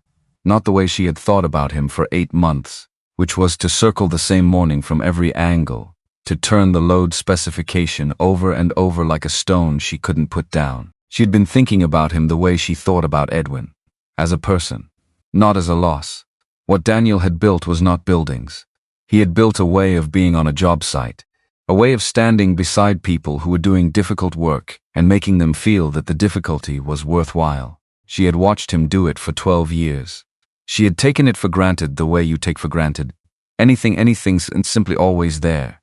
He was not always there now, but the thing he had built, that quality of attention and steadiness, it had not disappeared. She had seen it in other people since he died, the echo of what he'd taught them without intending to, the way his site foreman spoke to young workers, the way his project manager ran a meeting. What he built in people had outlasted him. She knew that. She had known it abstractly for months. But sitting in this kitchen, with Agnes across from her and the sketchbook on the table and the orchard outside, she understood it differently, more fully. The way you understand things when you are standing somewhere that has held the same truth for 50 years and the truth has not gotten smaller. "Agnes," she said. Agnes looked at her. "I need to tell you something." She stopped. Started again, "Something I haven't told anyone." Agnes did not move, did not lean forward, did not change her expression.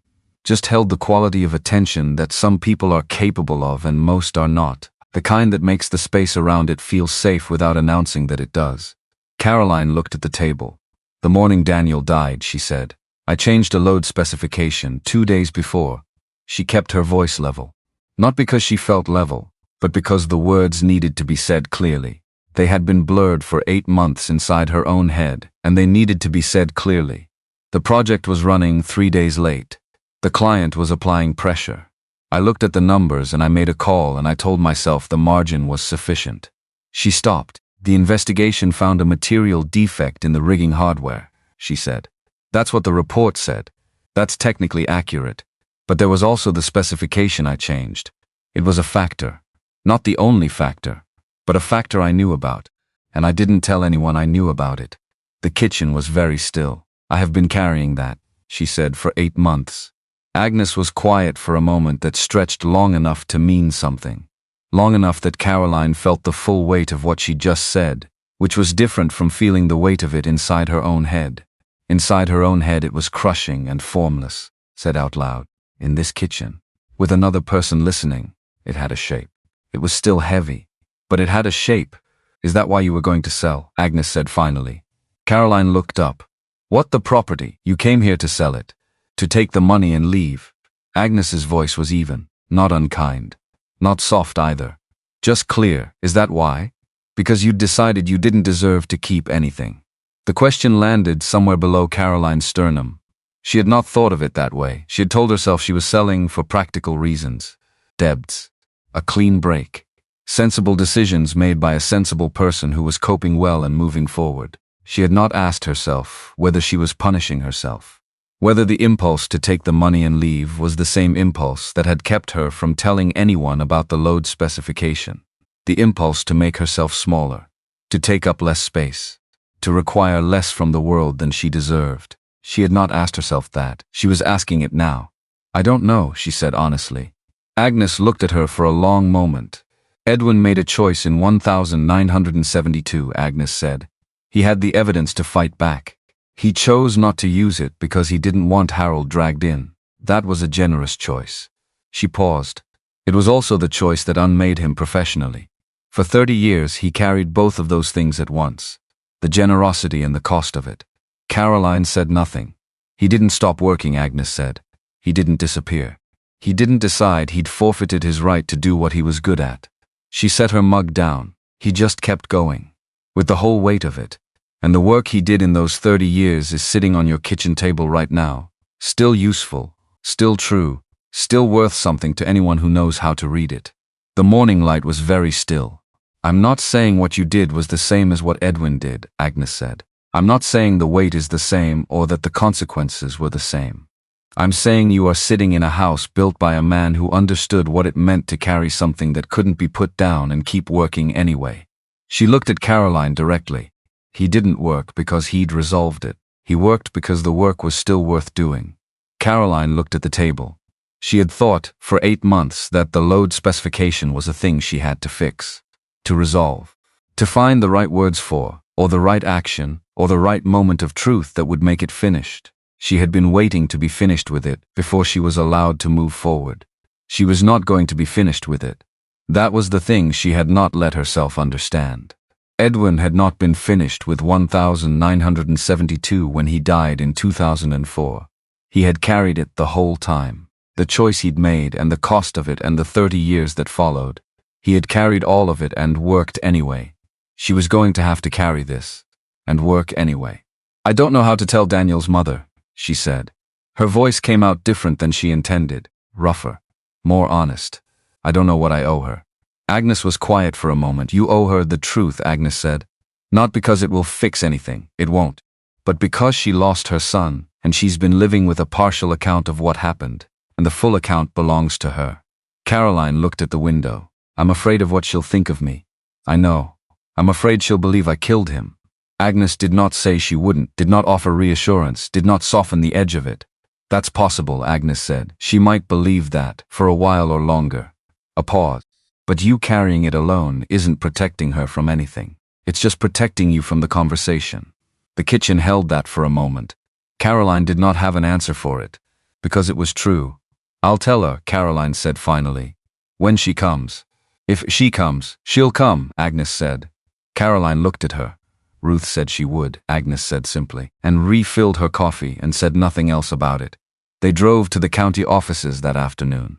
All 4 of them, because Roy Calloway had arrived at 1:30 in his truck wearing a suit jacket over his work shirt, and Agnes had simply gotten in the back seat of Caroline's car, as though this had been the plan all along.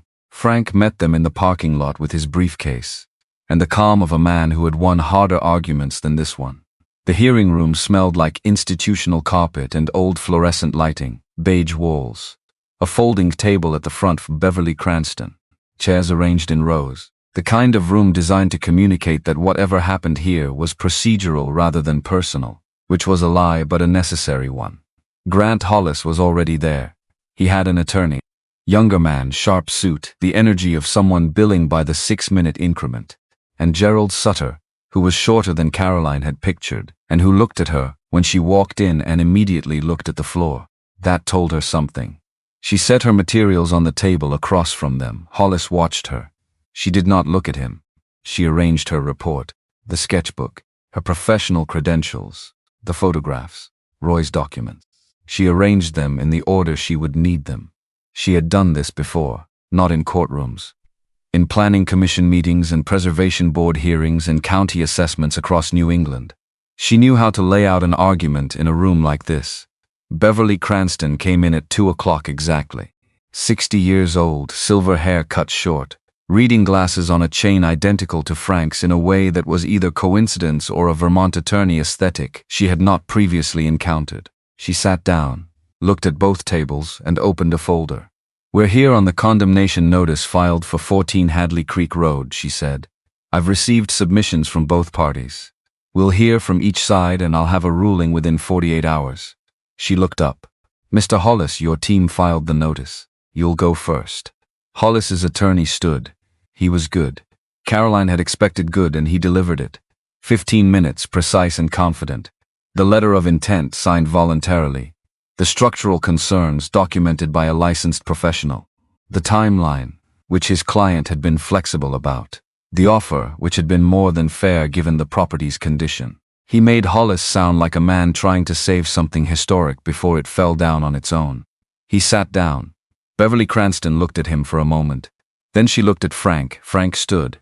He put Gerald Sutter's license suspension documentation on the table first. New Hampshire. 2021.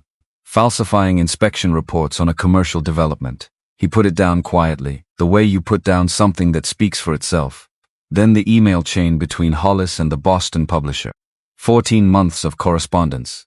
Hollis describing himself as representative of the Calloway estate.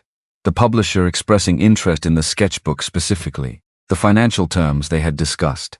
Then Roy's documents, the 1,971 meeting notes. Beverly Cranston read each item as Frank put it down.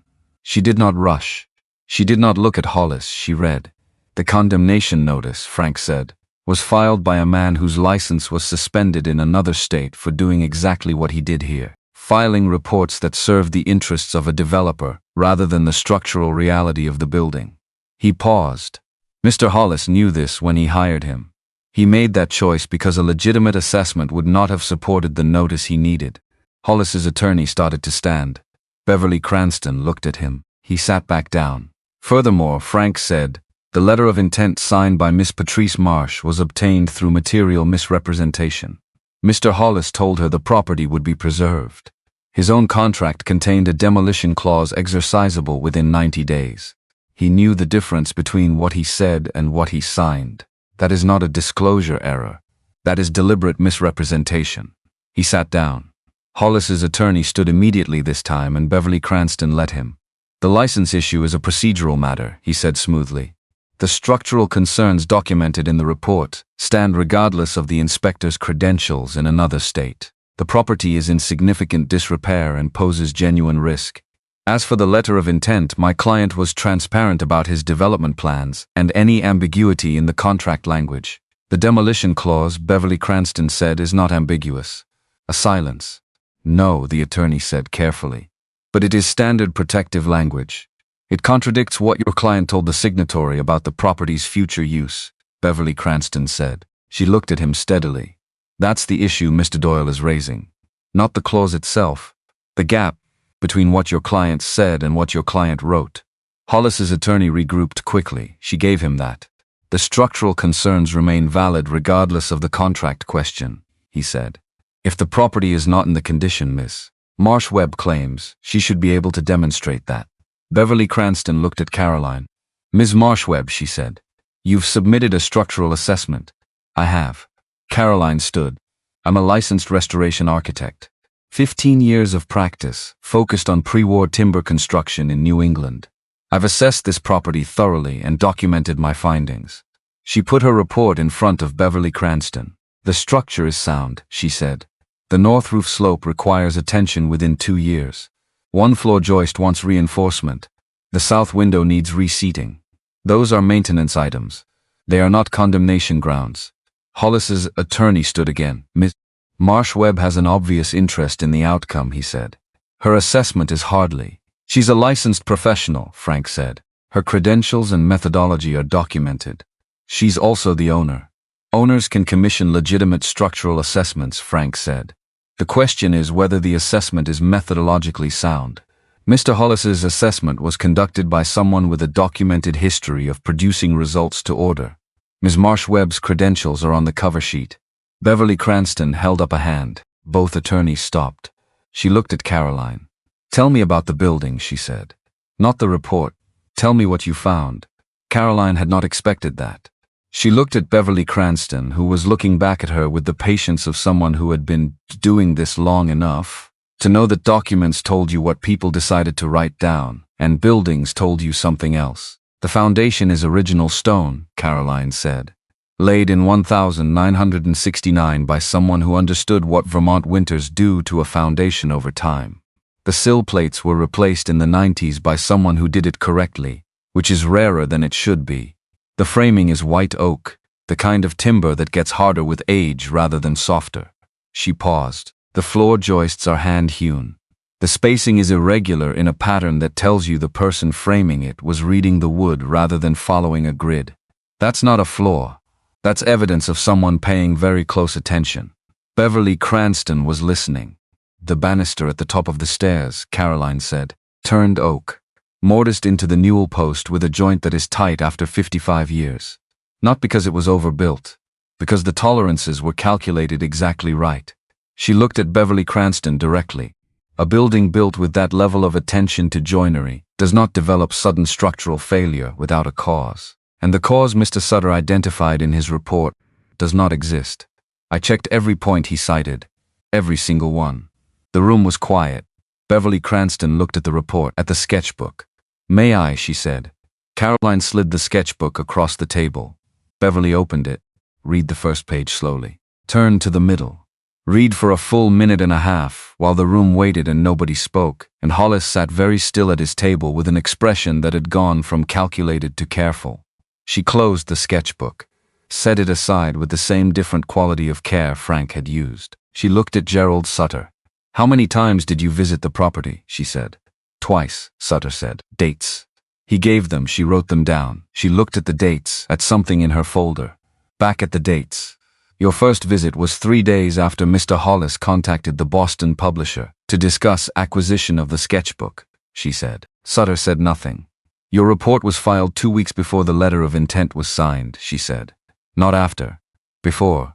She set her pen down. The condemnation notice was not a response to a structural concern, it was a tool. Filed in advance of a transaction Mr. Hollis was already pursuing. Hollis's attorney opened his mouth. Beverly Cranston did not look at him. "I've seen enough," she said. She closed her folder.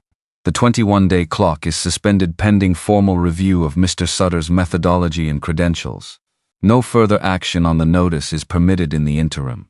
She looked at Frank. "I'll have a written ruling within 48 hours. I expect it will reflect what's in front of me." She looked at Hollis's table.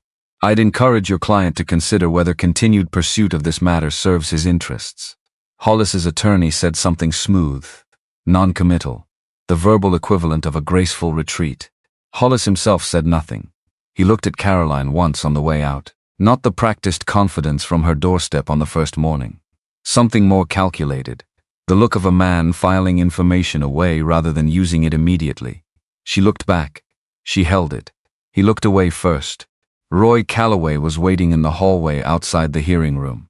He had not been permitted inside as a witness this session, a procedural detail Frank had explained with an apology that Roy had waved off. He had stood in the hallway for an hour and a half, and when the door opened he looked at Frank first.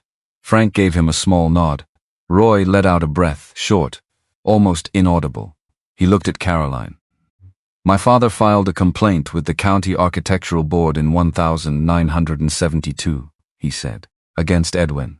Same building, different decade." He said it flatly, not dramatically. The flatness of a man who had decided the most useful thing he could do with a difficult fact was say it clearly. "I found that in the family papers. I didn't include it in what I gave you because it was already resolved in Edwin's favor, but it was there." Caroline looked at him. "I know what this family does to people who build things here," Roy said. "I've known my whole life. I'm not going to pretend that standing in a hallway today makes that right." He looked at the hearing room door. "But I'm done standing on the road watching from a distance." Agnes put her hand briefly on his arm. He looked at it, nodded once. They drove back to the farmhouse. Agnes made soup because Agnes made soup when things happened, good or bad, significant or routine. Roy sat at the kitchen table and took his jacket off, and draped it over the chair back and looked more comfortable immediately. The way people look when they stop performing formality. Frank arrived 20 minutes later, called first to say he was coming, which was considerate but probably unnecessary given that Agnes had already set a bowl at his usual chair. His usual chair. He had been here twice. But that was how it worked in this kitchen. Caroline had noticed. Agnes assigned chairs through some process that was not visible, and then they were simply the chairs. They ate, and the conversation moved the way. Conversations move when people have been through something together, and are now on the other side, and don't need to reconstruct it.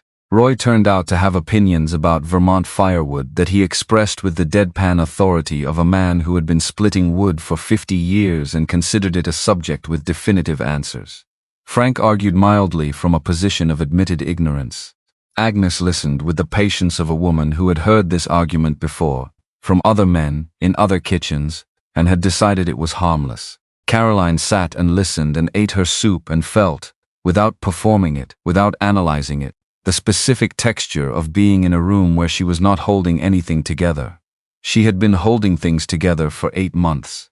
Before that, for years, because that was what she did. She held things, assessed them, maintained them, made sure they stayed standing. She had not been in a room in a long time where she could set that down. She set it down now. After Roy and Frank had gone and Agnes had washed the bowls and put on her coat, she paused at the kitchen door. "The hearing went right," Agnes said. "It did. That's not what I mean. Agnes looked at her. This morning, what you said. That went right too. Caroline looked at the table. I don't know what to do with it yet, she said. You don't have to do anything with it yet, Agnes said. You just had to say it out loud to another person. The rest happens at its own pace. She left. Caroline was alone in the farmhouse. She did not go to the shed. She stood at the kitchen counter for a while, in the quiet of a house that had been holding its own weight for 55 years, and she thought about Edwin working in upstate New York in 2004, at 71 years old, on a covered bridge, with the weight of 1,972 still somewhere in him, still present, and his hands still doing what his hands knew how to do. She thought about what Agnes had said. He didn't work because he'd resolved it. He worked because the work was still worth doing. She went to the desk in the study. She opened her laptop. She opened a new document and put today's date at the top. And then she wrote, not the report, not the professional assessment, but something else. The thing she had been trying not to write for 8 months. What she had done that morning in March. What she knew. What she had not said. She wrote it in plain language, without legal framing and without qualification. Just the facts as she knew them in the order they had happened. She wrote it for Sylvia, not to send. Not yet. But so it existed somewhere outside her own head in a form that could, when the time was right, be given to the person it belonged to. She saved the document, closed her laptop, stood at the study window looking at the east face of the farmhouse in the last of the afternoon light. Old wood. Original. The evidence of someone who had known exactly what they were doing and had done it with full attention. She was going to stay. She had not said it out loud yet, but she had known it since she stood in the shed with Edwin's drawings in her hands and understood that the notation box in the lower right corner had space in it. Not emptiness. Space, the way good design always left room for what came next. She was going to stay, and she was going to restore this house, and she was going to open a practice here, and it was going to be hard in the specific way that starting over is hard, which is different from the hard of losing something, which is the hard she had been living with. This would be a different hard. She thought she might be ready for a different hard. She picked up her phone, called Sandra Briggs at the Burlington office. Sandra picked up on the second ring. Caroline Marsh-Webb, she said. You never call on a Wednesday evening. I have a question, Caroline said, about what's possible. She asked it. The same question she had asked a version of in her head for 3 days but not said out loud to anyone. Whether there was enough preservation work in Vermont to support a small independent practice. Whether someone who stayed, who was actually here, rather than commuting from Boston, could build something sustainable. Sandra did not answer immediately. The pause of someone thinking seriously, rather than politely. There's more work in this state than there are people who know how to do it properly, Sandra said finally. The problem has always been practitioners who won't commit to staying. They come for a project and leave. She paused. Are you telling me you're staying? I'm telling you I'm thinking about it seriously. Those are different things, I know. Another pause. Call me Monday, Sandra said. I have 2 projects I haven't been able to staff for 8 months, and I know at least 3 other people who have the same problem. A pause. If you're actually staying, Caroline, there's work. There's been work. We just needed someone to stay. She hung up, sat in the study with her phone in her hand. She was not resolved, she was not finished with any of it. The load specification sat in a document on her laptop, and would need to be given to Sylvia when Sylvia came, and she did not know what Sylvia would do with it, and she was afraid of it, in a way that would probably not diminish before it happened. She was not healed. She was not the version of herself that existed before March, which was the version she had been trying to get back to for 8 months without acknowledging that that version was not available anymore. She was this version, here, in this study, in this house, with Edwin's sketchbook on the kitchen table, and Agnes's number in her phone, and Roy Calloway's documents in a box and a report she had written that was good, that was genuinely good, that Beverly Cranston had read and understood in the way that mattered. She was this version, and the work was still worth doing. She turned off the study light, went to the foot of the stairs, put her hand on the banister, the turned oak, warm the way old wood is warm when it's been touched enough times to remember it. Edwin's calculation, Edwin's hand, 55 years of other hands on top of his, and it had not given way under any of them. She stood there in the dark of the hallway with her hand on what he'd made. Then she went up. Outside the orchard was still. The last light gone from the sky. The apple trees standing in the dark the way they stood every night, bare and angular and not finished, just waiting, just resting, with more in them than anyone had bothered to look for in a very long time. The farmhouse held its own weight, as it had been doing quietly, since 1969, as it would keep doing. Beverly Cranston's ruling came on a Saturday morning, not a phone call, a letter. Formal, county letterhead, delivered to the farmhouse mailbox at the end of the gravel road. The one that leaned so far left it had given up on vertical entirely. Caroline walked out in her coat and her boots with her coffee still in her hand and pulled the envelope out and stood at the end of the driveway in the October cold and read it there. The condemnation notice was withdrawn. Gerald Sutter's report had been formally flagged as procedurally deficient. The county would be initiating a review of his provisional license. The farmhouse at 14 Hadley Creek Road was under no further compliance obligation, pending a legitimate structural assessment by a licensed engineer in good standing. She read it twice. Then she looked up at the farmhouse. It looked the same as it always did. Solid. South-facing.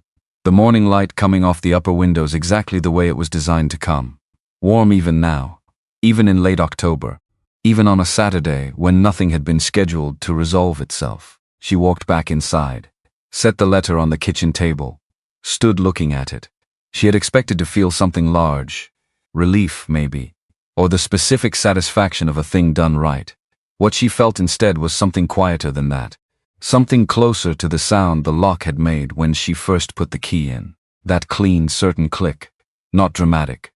Just correct, she called Frank first. He had already seen it. The county had sent him a copy simultaneously. He was brisk and satisfied in the way of a man who had known the argument was sound, and was pleased but not surprised to be proven right. Hollis's attorney called me at 7 this morning, Frank said. Before the ruling came through. He was already withdrawing, he knew. He knew Thursday. When Beverly Cranston asked Sutter those 3 questions. A pause. People like Hollis only fight when they think they can win. When the math changes, they move on. Just like that. Just like that. He'll find another property. Another situation where nobody's paying attention.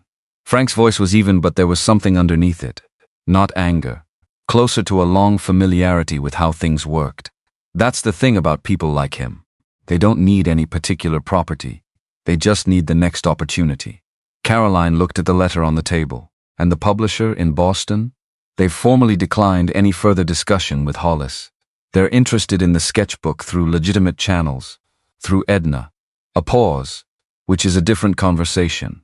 And one that doesn't have to happen today. She hung up. Made more coffee. Agnes picked up on the first ring, which meant she had been waiting. It's done, Caroline said. A brief silence. The silence of someone receiving news they expected but still needed a moment to absorb. Ruth would have made pie, Agnes said. I don't know how to make pie, I know. A pause. I'll bring one. She hung up and stood at the kitchen window and looked at the orchard and did not think about anything in particular for a few minutes, which was itself something she had not managed to do since she arrived. Just stood, just looked. The orchard in late October, the branches bare and angular, the last apples still clinging to the high branches, small and dark, the ones that hadn't fallen yet. The trees looked skeletal at this time of year. That was the word people used. Skeletal. As though bare branches meant something was dying. They didn't. They meant something was resting. She knew the difference. She went to the shed. She had been going to the shed every morning since the first day, which she understood by now was not incidental. There was something about the space that settled her thinking. The cedar smell. The quality of the south light through the small window. The rocking chair that Edwin Calloway had sat in. Maybe, possibly. Though she had no evidence of this and also completely believed it. She sat in it now. She had the sketchbook in her lap. Not reading it. Just holding it. 214 pages of one man's understanding of old things and what they needed. Written over 30 years. Mailed to a farmhouse in Vermont by a man who knew he was running out of time and wanted what he knew to outlast him. He had not wanted to be famous. She understood that now, fully, in a way she had only partially understood a week ago. Edwin had not sent the sketchbook to Ruth because he wanted recognition. He had sent it because he wanted the knowledge to survive. Those were different things. Profoundly different things. Recognition was about the person. Survival was about the work. He had chosen the work. even at the cost of himself. She thought about that for a while. Then she thought about Daniel. She had been thinking about Daniel differently since Agnes had said the thing about Edwin, the thing she'd memorized from his last letter. The work will find the right hands when the time is right. Daniel had also made something. Not buildings, not sketchbooks, but a way of being in a room, a way of listening to people, a way of walking onto a construction site and immediately knowing which of the workers were worried and going to find out why. He had built relationships with the same care that Edwin had built structures, with attention to the joints, to the places where things connected, to the question of what would bear weight over time. She had been carrying his death as her fault. For 8 months, she had been carrying it as something she had done wrong, something she had failed to calculate, something that could have been prevented if she had been more careful, more present, more exact, and she had not been wrong exactly. That was the problem. The load specification she'd changed had been a factor, not the only factor, not what the investigation had concluded, but a factor she knew about and had not disclosed and had carried alone. But here was the thing she had not been able to see from inside her own grief. Edwin had also made a choice that cost him everything. And Edwin had not stopped. He had kept working, kept documenting, kept building, one small barn at a time, one schoolhouse at a time, for 30 more years after the thing that had unmade him. Not because he had resolved it, not because he had found a way to feel good about the choice he'd made, but because the work was still worth doing. She had stopped, not professionally. She had kept going to work and completing projects and writing reports. But she had stopped in the way that mattered. She had stopped letting it mean something. She had turned herself into a professional and misplaced the person. And Ruth, somehow, from 6 weeks in a grave, had sent her to a farmhouse in Vermont to find out what that looked like from the outside. This is what it looks like, Caroline.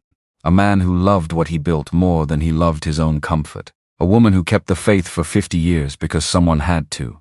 And a shed full of evidence that the work, the real work, the work done with full attention and full care, outlasts everything else.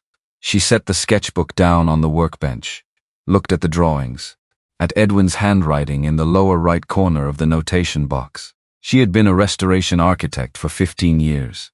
She had spent 15 years deciding what was worth saving and what wasn't, what had the bones to last and what had passed the point of return. She knew what this property was. She knew what the sketchbook was. And she knew, standing in this shed in the morning light, what she was going to do next. Not sell it. Not quite keep it either. Not in the private sealed-off way she had arrived intending.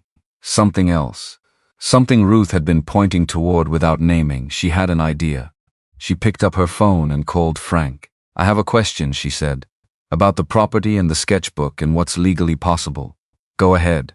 If Edna Pierce, as Edwin's heir, wanted to designate the sketchbook as a donated archive to an institution, with conditions attached about attribution and access, is that straightforward? A pause. She could hear Frank thinking. "Depends on the institution and the conditions," he said. "But yes, in general, a living heir can make gift designations with terms." "Why?"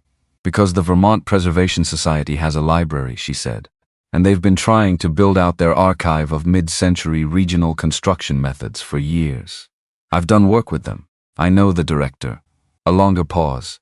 "You want to donate the sketchbook, under Edwin's name, with attribution, with a condition that it be made available to students and practitioners. Not sold, not licensed commercially, available." A very brief silence. "That would entirely eliminate Hollis's angle," Frank said. "Once it's in an institutional archive with legal conditions of use, there's nothing for him to monetize." "I know." And Edna would have to agree. "I'm going to ask her today." She could hear something in Frank's voice. Not surprise, satisfaction maybe, the deep, quiet kind. "I'll draft the gift instrument," he said. "Send me the society's contact information." She hung up, stood in the shed. Then she put on her coat and drove 41 minutes to Greenvale Senior Living.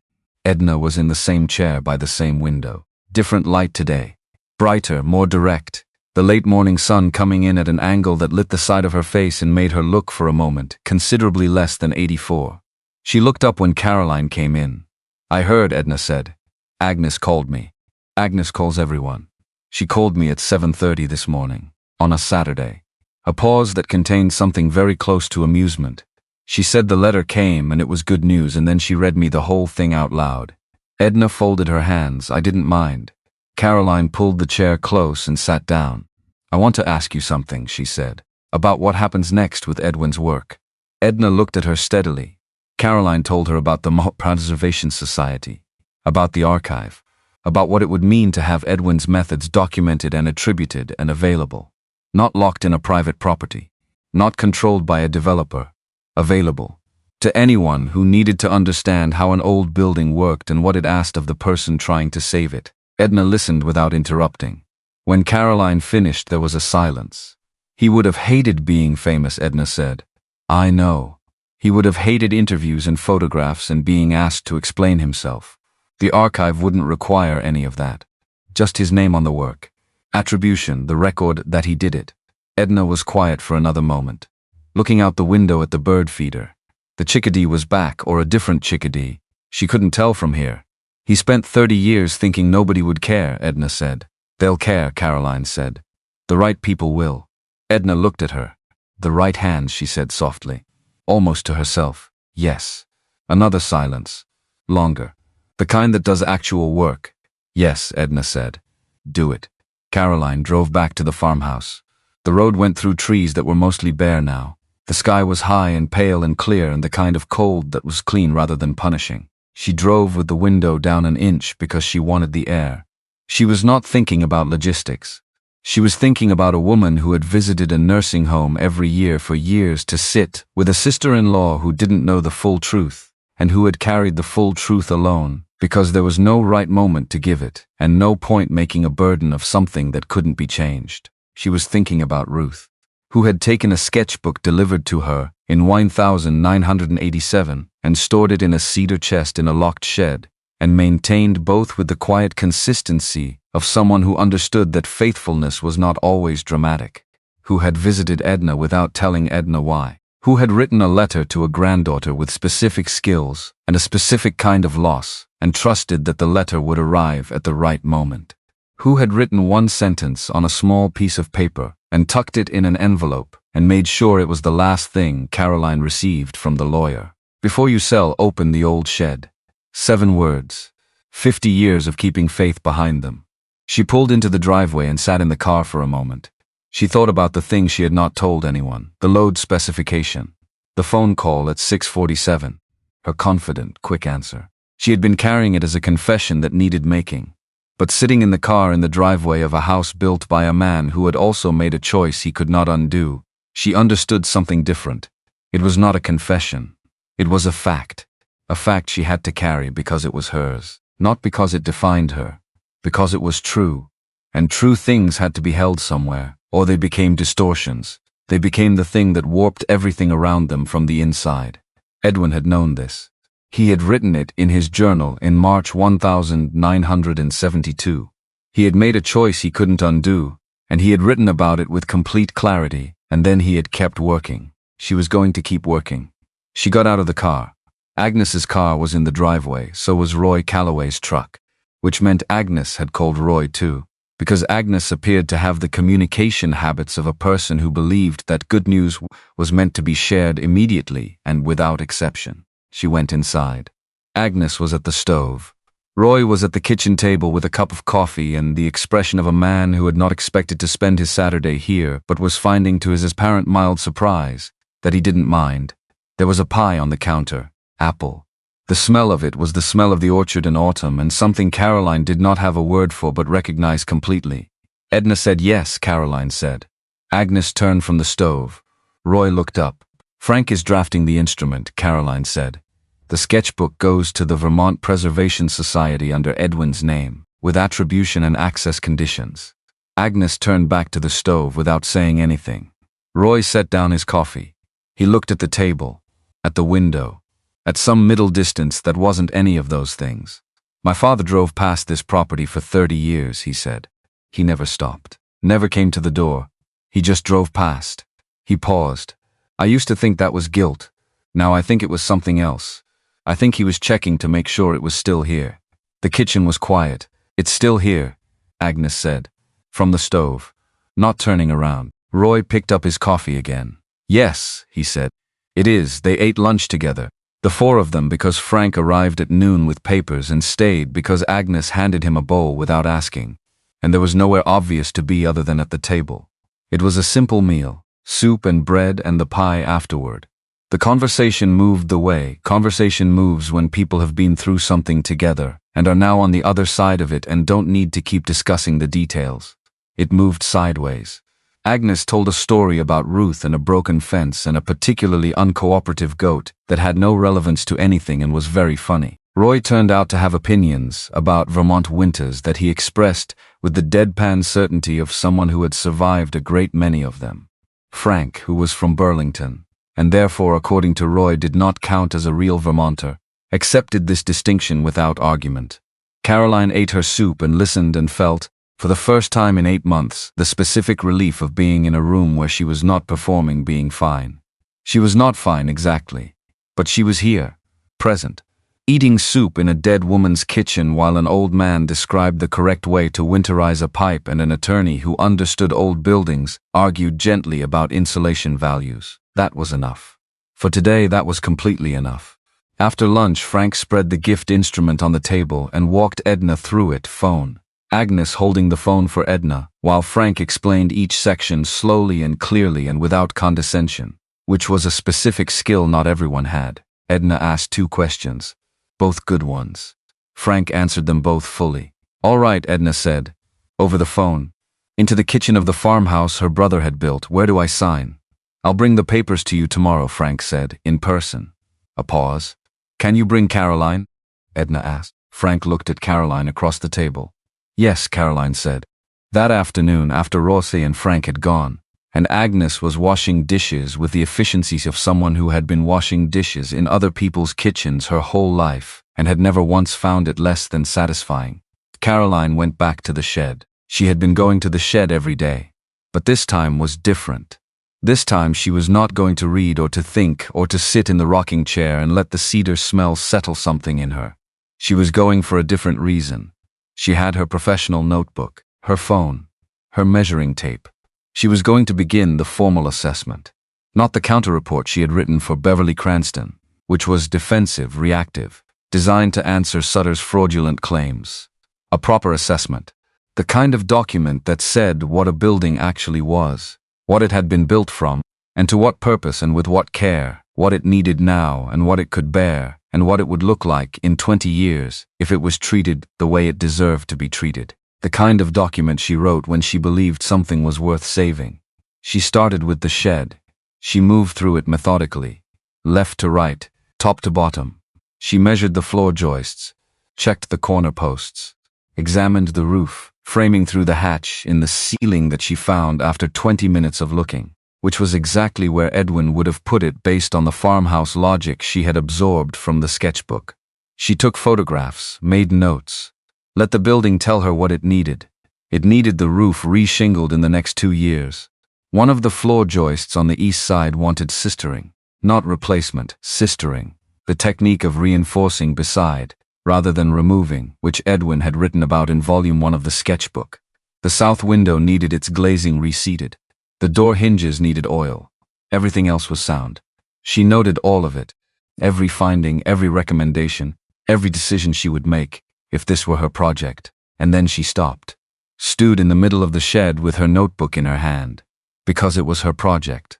That was the thing she had been circling for 10 days, and had not let herself land on because landing on it meant making a decision about her life rather than just about a property, and she had not been ready to make a decision about her life. She looked around the shed, the rocking chair, the lantern, the workbench with Edwin's drawings still spread flat on it, weighted at the corners.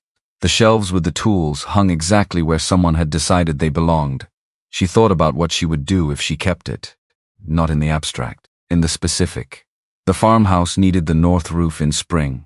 The orchard needed someone to learn how to read it, to decide which trees could still be guided and which had gone too far in their own direction to be brought back. The shed needed its roof and its window and its joist. The property needed, more than anything else, someone who would be here, consistently, paying attention. She was a restoration architect who had spent 15 years commuting to other people's buildings and spending weeks on site and driving home to an apartment in Boston that she had never quite managed to make feel like more than a place she kept her things. She thought about Boston, the apartment, her work, the colleagues, the projects lined up through next spring. She thought about Ruth, who had waited for the right person to be available. She thought about Edwin, who had understood that some places require you to stay. She stood in the shed for a long time. Then she went inside and made a call. Not Frank, not Agnes, not Patrice. She called her colleague Sandra Briggs, who ran the Burlington office of the preservation firm Caroline had done consulting work with for 6 years. And she asked Sandra a question she had not planned to ask until she was asking it. If I wanted to open a small independent practice, she said, based in central Vermont. Is there enough work to support that? Sandra did not answer immediately, but she did not laugh. There's more work in this state than there are people who know how to do it right, Sandra said slowly. Old barns, farmhouses, town halls. The problem is always finding practitioners who'll stay. A pause. Caroline, Sandra said. Are you actually thinking about this? I'm standing in a shed built in 1969 by an architect whose methods I've been studying since I got here, she said. And yes, I'm actually thinking about it. Sandra was quiet for a moment. Call me on Monday, she said. I have 2 projects I can't staff, and I know 4 other people who have the same problem. She hung up, stood in the shed. The light through the south window was going gold, the particular gold of late afternoon in October, the low-angled light that Edwin had written about in his journal, the light that turned everything serious and warm at once. She sat in the rocking chair. She picked up the sketchbook. She turned to a page she had bookmarked with a folded receipt 2 days ago, a passage in the middle of volume 1. Not technical. One of the moments where Edwin had set down his pen, or so it felt, and written something that was not about building specifically but about the act of doing this work at all. She read it again. People ask me why I spend so much time on structures that everyone else has given up on. The answer is simple, but it takes a long time to understand. A building that has been neglected is not a building that has failed. It is a building that has been waiting for someone to pay attention again. The attention is what saves it. Not the materials, not the technique, not the money. The attention. Bring your full attention to something that has been ignored and you will find that it has more left than anyone believed. She sat with that for a while. Then she heard a car in the driveway. A different car. Not Agnes's. Not Roy's truck. Not Frank's gray sedan. She didn't move immediately. Just listened. A car door. Footsteps on gravel, slower than Agnes's quick, efficient steps. More deliberate. The footsteps of someone who had not been here before and was looking at the house. She got up and went to the shed door and looked across the yard. The woman standing in the driveway looking at the farmhouse was in her late 60s. Silver hair. A dark coat.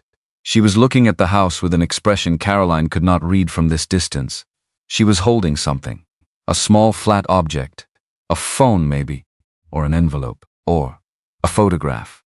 Caroline walked across the yard. The woman heard her footsteps and turned, and they looked at each other for a moment in the late afternoon light. Sylvia Webb, her mother-in-law, who had driven from wherever she was in the same way Caroline had driven from Boston 11 days ago, without calling ahead, without a plan, on the specific logic of someone who was doing something before they could talk themselves out of it. She looked smaller than Caroline remembered. Or maybe that was just how people looked when they were standing in a place they'd never been and were not sure of their welcome. They looked at each other. Caroline did not say come in. Not yet. Just looked. I read about it. Daniel's old site foreman sent me a link. He said there was a farmhouse in Vermont in the news and he thought I should see it. She paused. There was a photograph of the house. Caroline waited. Daniel took the same photograph, Sylvia said, in 2018. From the road, she held out what she was holding. A phone. Old model. Daniel's old phone in a case Caroline recognized. He drove through this area on a survey trip, Sylvia said. He told me about a farmhouse he saw. He said it was built by someone who understood how wood wants to move. She paused. He said he'd never seen a building so honest about what it was. Caroline took the phone. The photograph on the screen was the farmhouse. From the road. The gap in the tree line, the mailbox leaning left. The farmhouse visible at the end of the gravel drive in summer light, green and solid and exactly itself. Taken from where she had arrived 11 nights ago. She looked at it for a long moment. Then she looked at Sylvia and she said, "Come inside." Sylvia sat at the kitchen table. Caroline made tea. They sat across from each other for a moment in the way of two people who have not been in the same room without lawyers or grief between them in 8 months, and are finding that it is different now. Not easy, but different. "I blamed you," Sylvia said. "I know, I needed to blame someone." She looked at the table. "He was my only child, I know that too." A silence, not empty, full. "I was there that morning," Caroline said. And then she stopped. And then she kept going. Because the kitchen was warm, and Sylvia was Daniel's mother, and the farmhouse around her had been built by a man who had chosen silence over truth, and she had seen where that ended, and she was not going to make the same choice. She told Sylvia about the load specification, the 647 call, her confident answer, the margin she had calculated and trusted and been wrong about in a way the investigation had not found, but that she had lived with every day since March. She told her all of it. Sylvia listened, did not speak until Caroline had finished. Then she said, "Does anyone else know?" "No." Another silence, this one different. Heavier and then, slowly, less so. "Daniel wouldn't want you to carry that alone," Sylvia said. "No," Caroline said. "He wouldn't. He also wouldn't want you to stop working." A pause. "He used to say you were the best he'd ever seen at understanding what a building needed." Caroline looked at the window, at the orchard. "I'm going to stay," she said. "Here. I think I'm going to stay." Sylvia looked around the kitchen, at the farmhouse, at everything that had been cared for over time, by people who understood that faithfulness was a form of love. "Ruth Marsh was your grandmother," she said. "She must have been remarkable." "She was," Caroline said. "She was exactly that." They drank their tea. Outside the light was going. The orchard going dark the way it did. The shed a small familiar shape at the tree line. They didn't talk about Daniel the whole time, and they talked about him the whole time. And when Sylvia finally stood to go, she put her hand briefly on Caroline's arm. Just briefly. Just once. And then she picked up her coat and walked to the door and paused. "He would have loved this house," she said. "I know," Caroline said. "I think he already did." Sylvia left. Caroline stood at the kitchen window and watched the tail lights of her car go down the gravel road and disappear into the trees. Then she was alone in the farmhouse. Her farmhouse. That was the word. Hers. Not because of the deed. Because of the 10 days she had spent inside it, reading its bones and learning its language and understanding what it had been built to hold. She put on her coat and went back to the shed one more time. The last of the light was coming through the south window, long and gold and level. She did not turn on the overhead light, just stood in the last of it. She picked up Edwin's drawings from the workbench, held them. Then she turned them over. She had turned them over before and seen the blank reverse side. She turned them over again now out of habit, or instinct, or the professional practice of checking the back of a document for annotations. There was writing there, small, in pencil, in the corner. She had to angle the paper toward the window light to see it clearly. "Whoever finishes this, don't build it for permanence. Build it for the people who need somewhere to belong." She stood with that in the dying light. Edwin Calloway, who had built a house as a gift and lost everything and spent 30 years writing down what he knew and mailed it to the only person he trusted, who had understood, at the end, that the house was not the point. The belonging was the point. The house was just the way of making it. She set the drawings back down on the workbench. She looked at the rocking chair in the corner, at the workbench, at everything Edwin had arranged with the precision of someone who knew exactly what he was leaving behind. Then she did the only thing that made sense. She reached into her coat pocket and found the pencil she always carried, the short, flat carpenter's pencil she had carried on every job site for 15 years. And she turned the drawings back over and found the notation box in the lower right corner. Edwin Calloway, architect. March 1969. She wrote her name below his. Caroline Marsh-Webb, architect. October 2024. Not replacing, not overwriting. Continuing. She put the pencil back in her pocket. She left the shed. She latched the door behind her. Walked back through the orchard in the last of the light. Through the apple trees that were not dead, that were resting, that had more left in them than anyone believed if someone would just pay attention. Past the last few apples still clinging to the high branches, small and dark, waiting for the right moment to let go. She went inside, stood at the kitchen counter, the sketchbook on the table, the letter from Beverly Cranston. The soup bowl Agnes had left to dry beside the sink. Daniel's photograph still on her phone screen. The farmhouse from the road, the building her husband had seen and recognized before she ever knew it existed. She stood there for a while. Then she made one more call. Her sister. Patrice answered on the second ring. The condemnation was dropped. Caroline said, "I know. Agnes called me." "Of course she did." At 7:30, Patrice said. On a Saturday, she called everyone at 7:30. A pause. The kind that had something on the other side of it. "Caroline," Patrice said. "Yeah. The orchard. You said it wasn't dead. It's not. Can you teach me how to tell the difference?" She looked out the kitchen window at the dark shape of the orchard. "Yes," she said. Patrice let out a breath, small, almost inaudible. "When?" "Come up next week," Caroline said. "There's room." She hung up, stood in the kitchen. The farmhouse settled around her. The plaster and the pine and the turned oak of the banister at the top of the stairs. Edwin's hands in every joint. Ruth's faithfulness in every year the place had stood. A building that had been used and weather-worn and pushed and inhabited. A building nobody had ever stopped loving enough to live in. She turned off the kitchen light, went to the foot of the stairs, put her hand on the banister. The warmth of it. The slight warmth that old wood holds when it's been touched enough times by enough hands that it has learned to keep something back from the cold. She stood there for a moment in the dark. Then she went up. Outside, the orchard was still. The last apple on the highest branch of the oldest tree held on through the night, small and dark and patient, the way things hold on when they have somewhere left to be.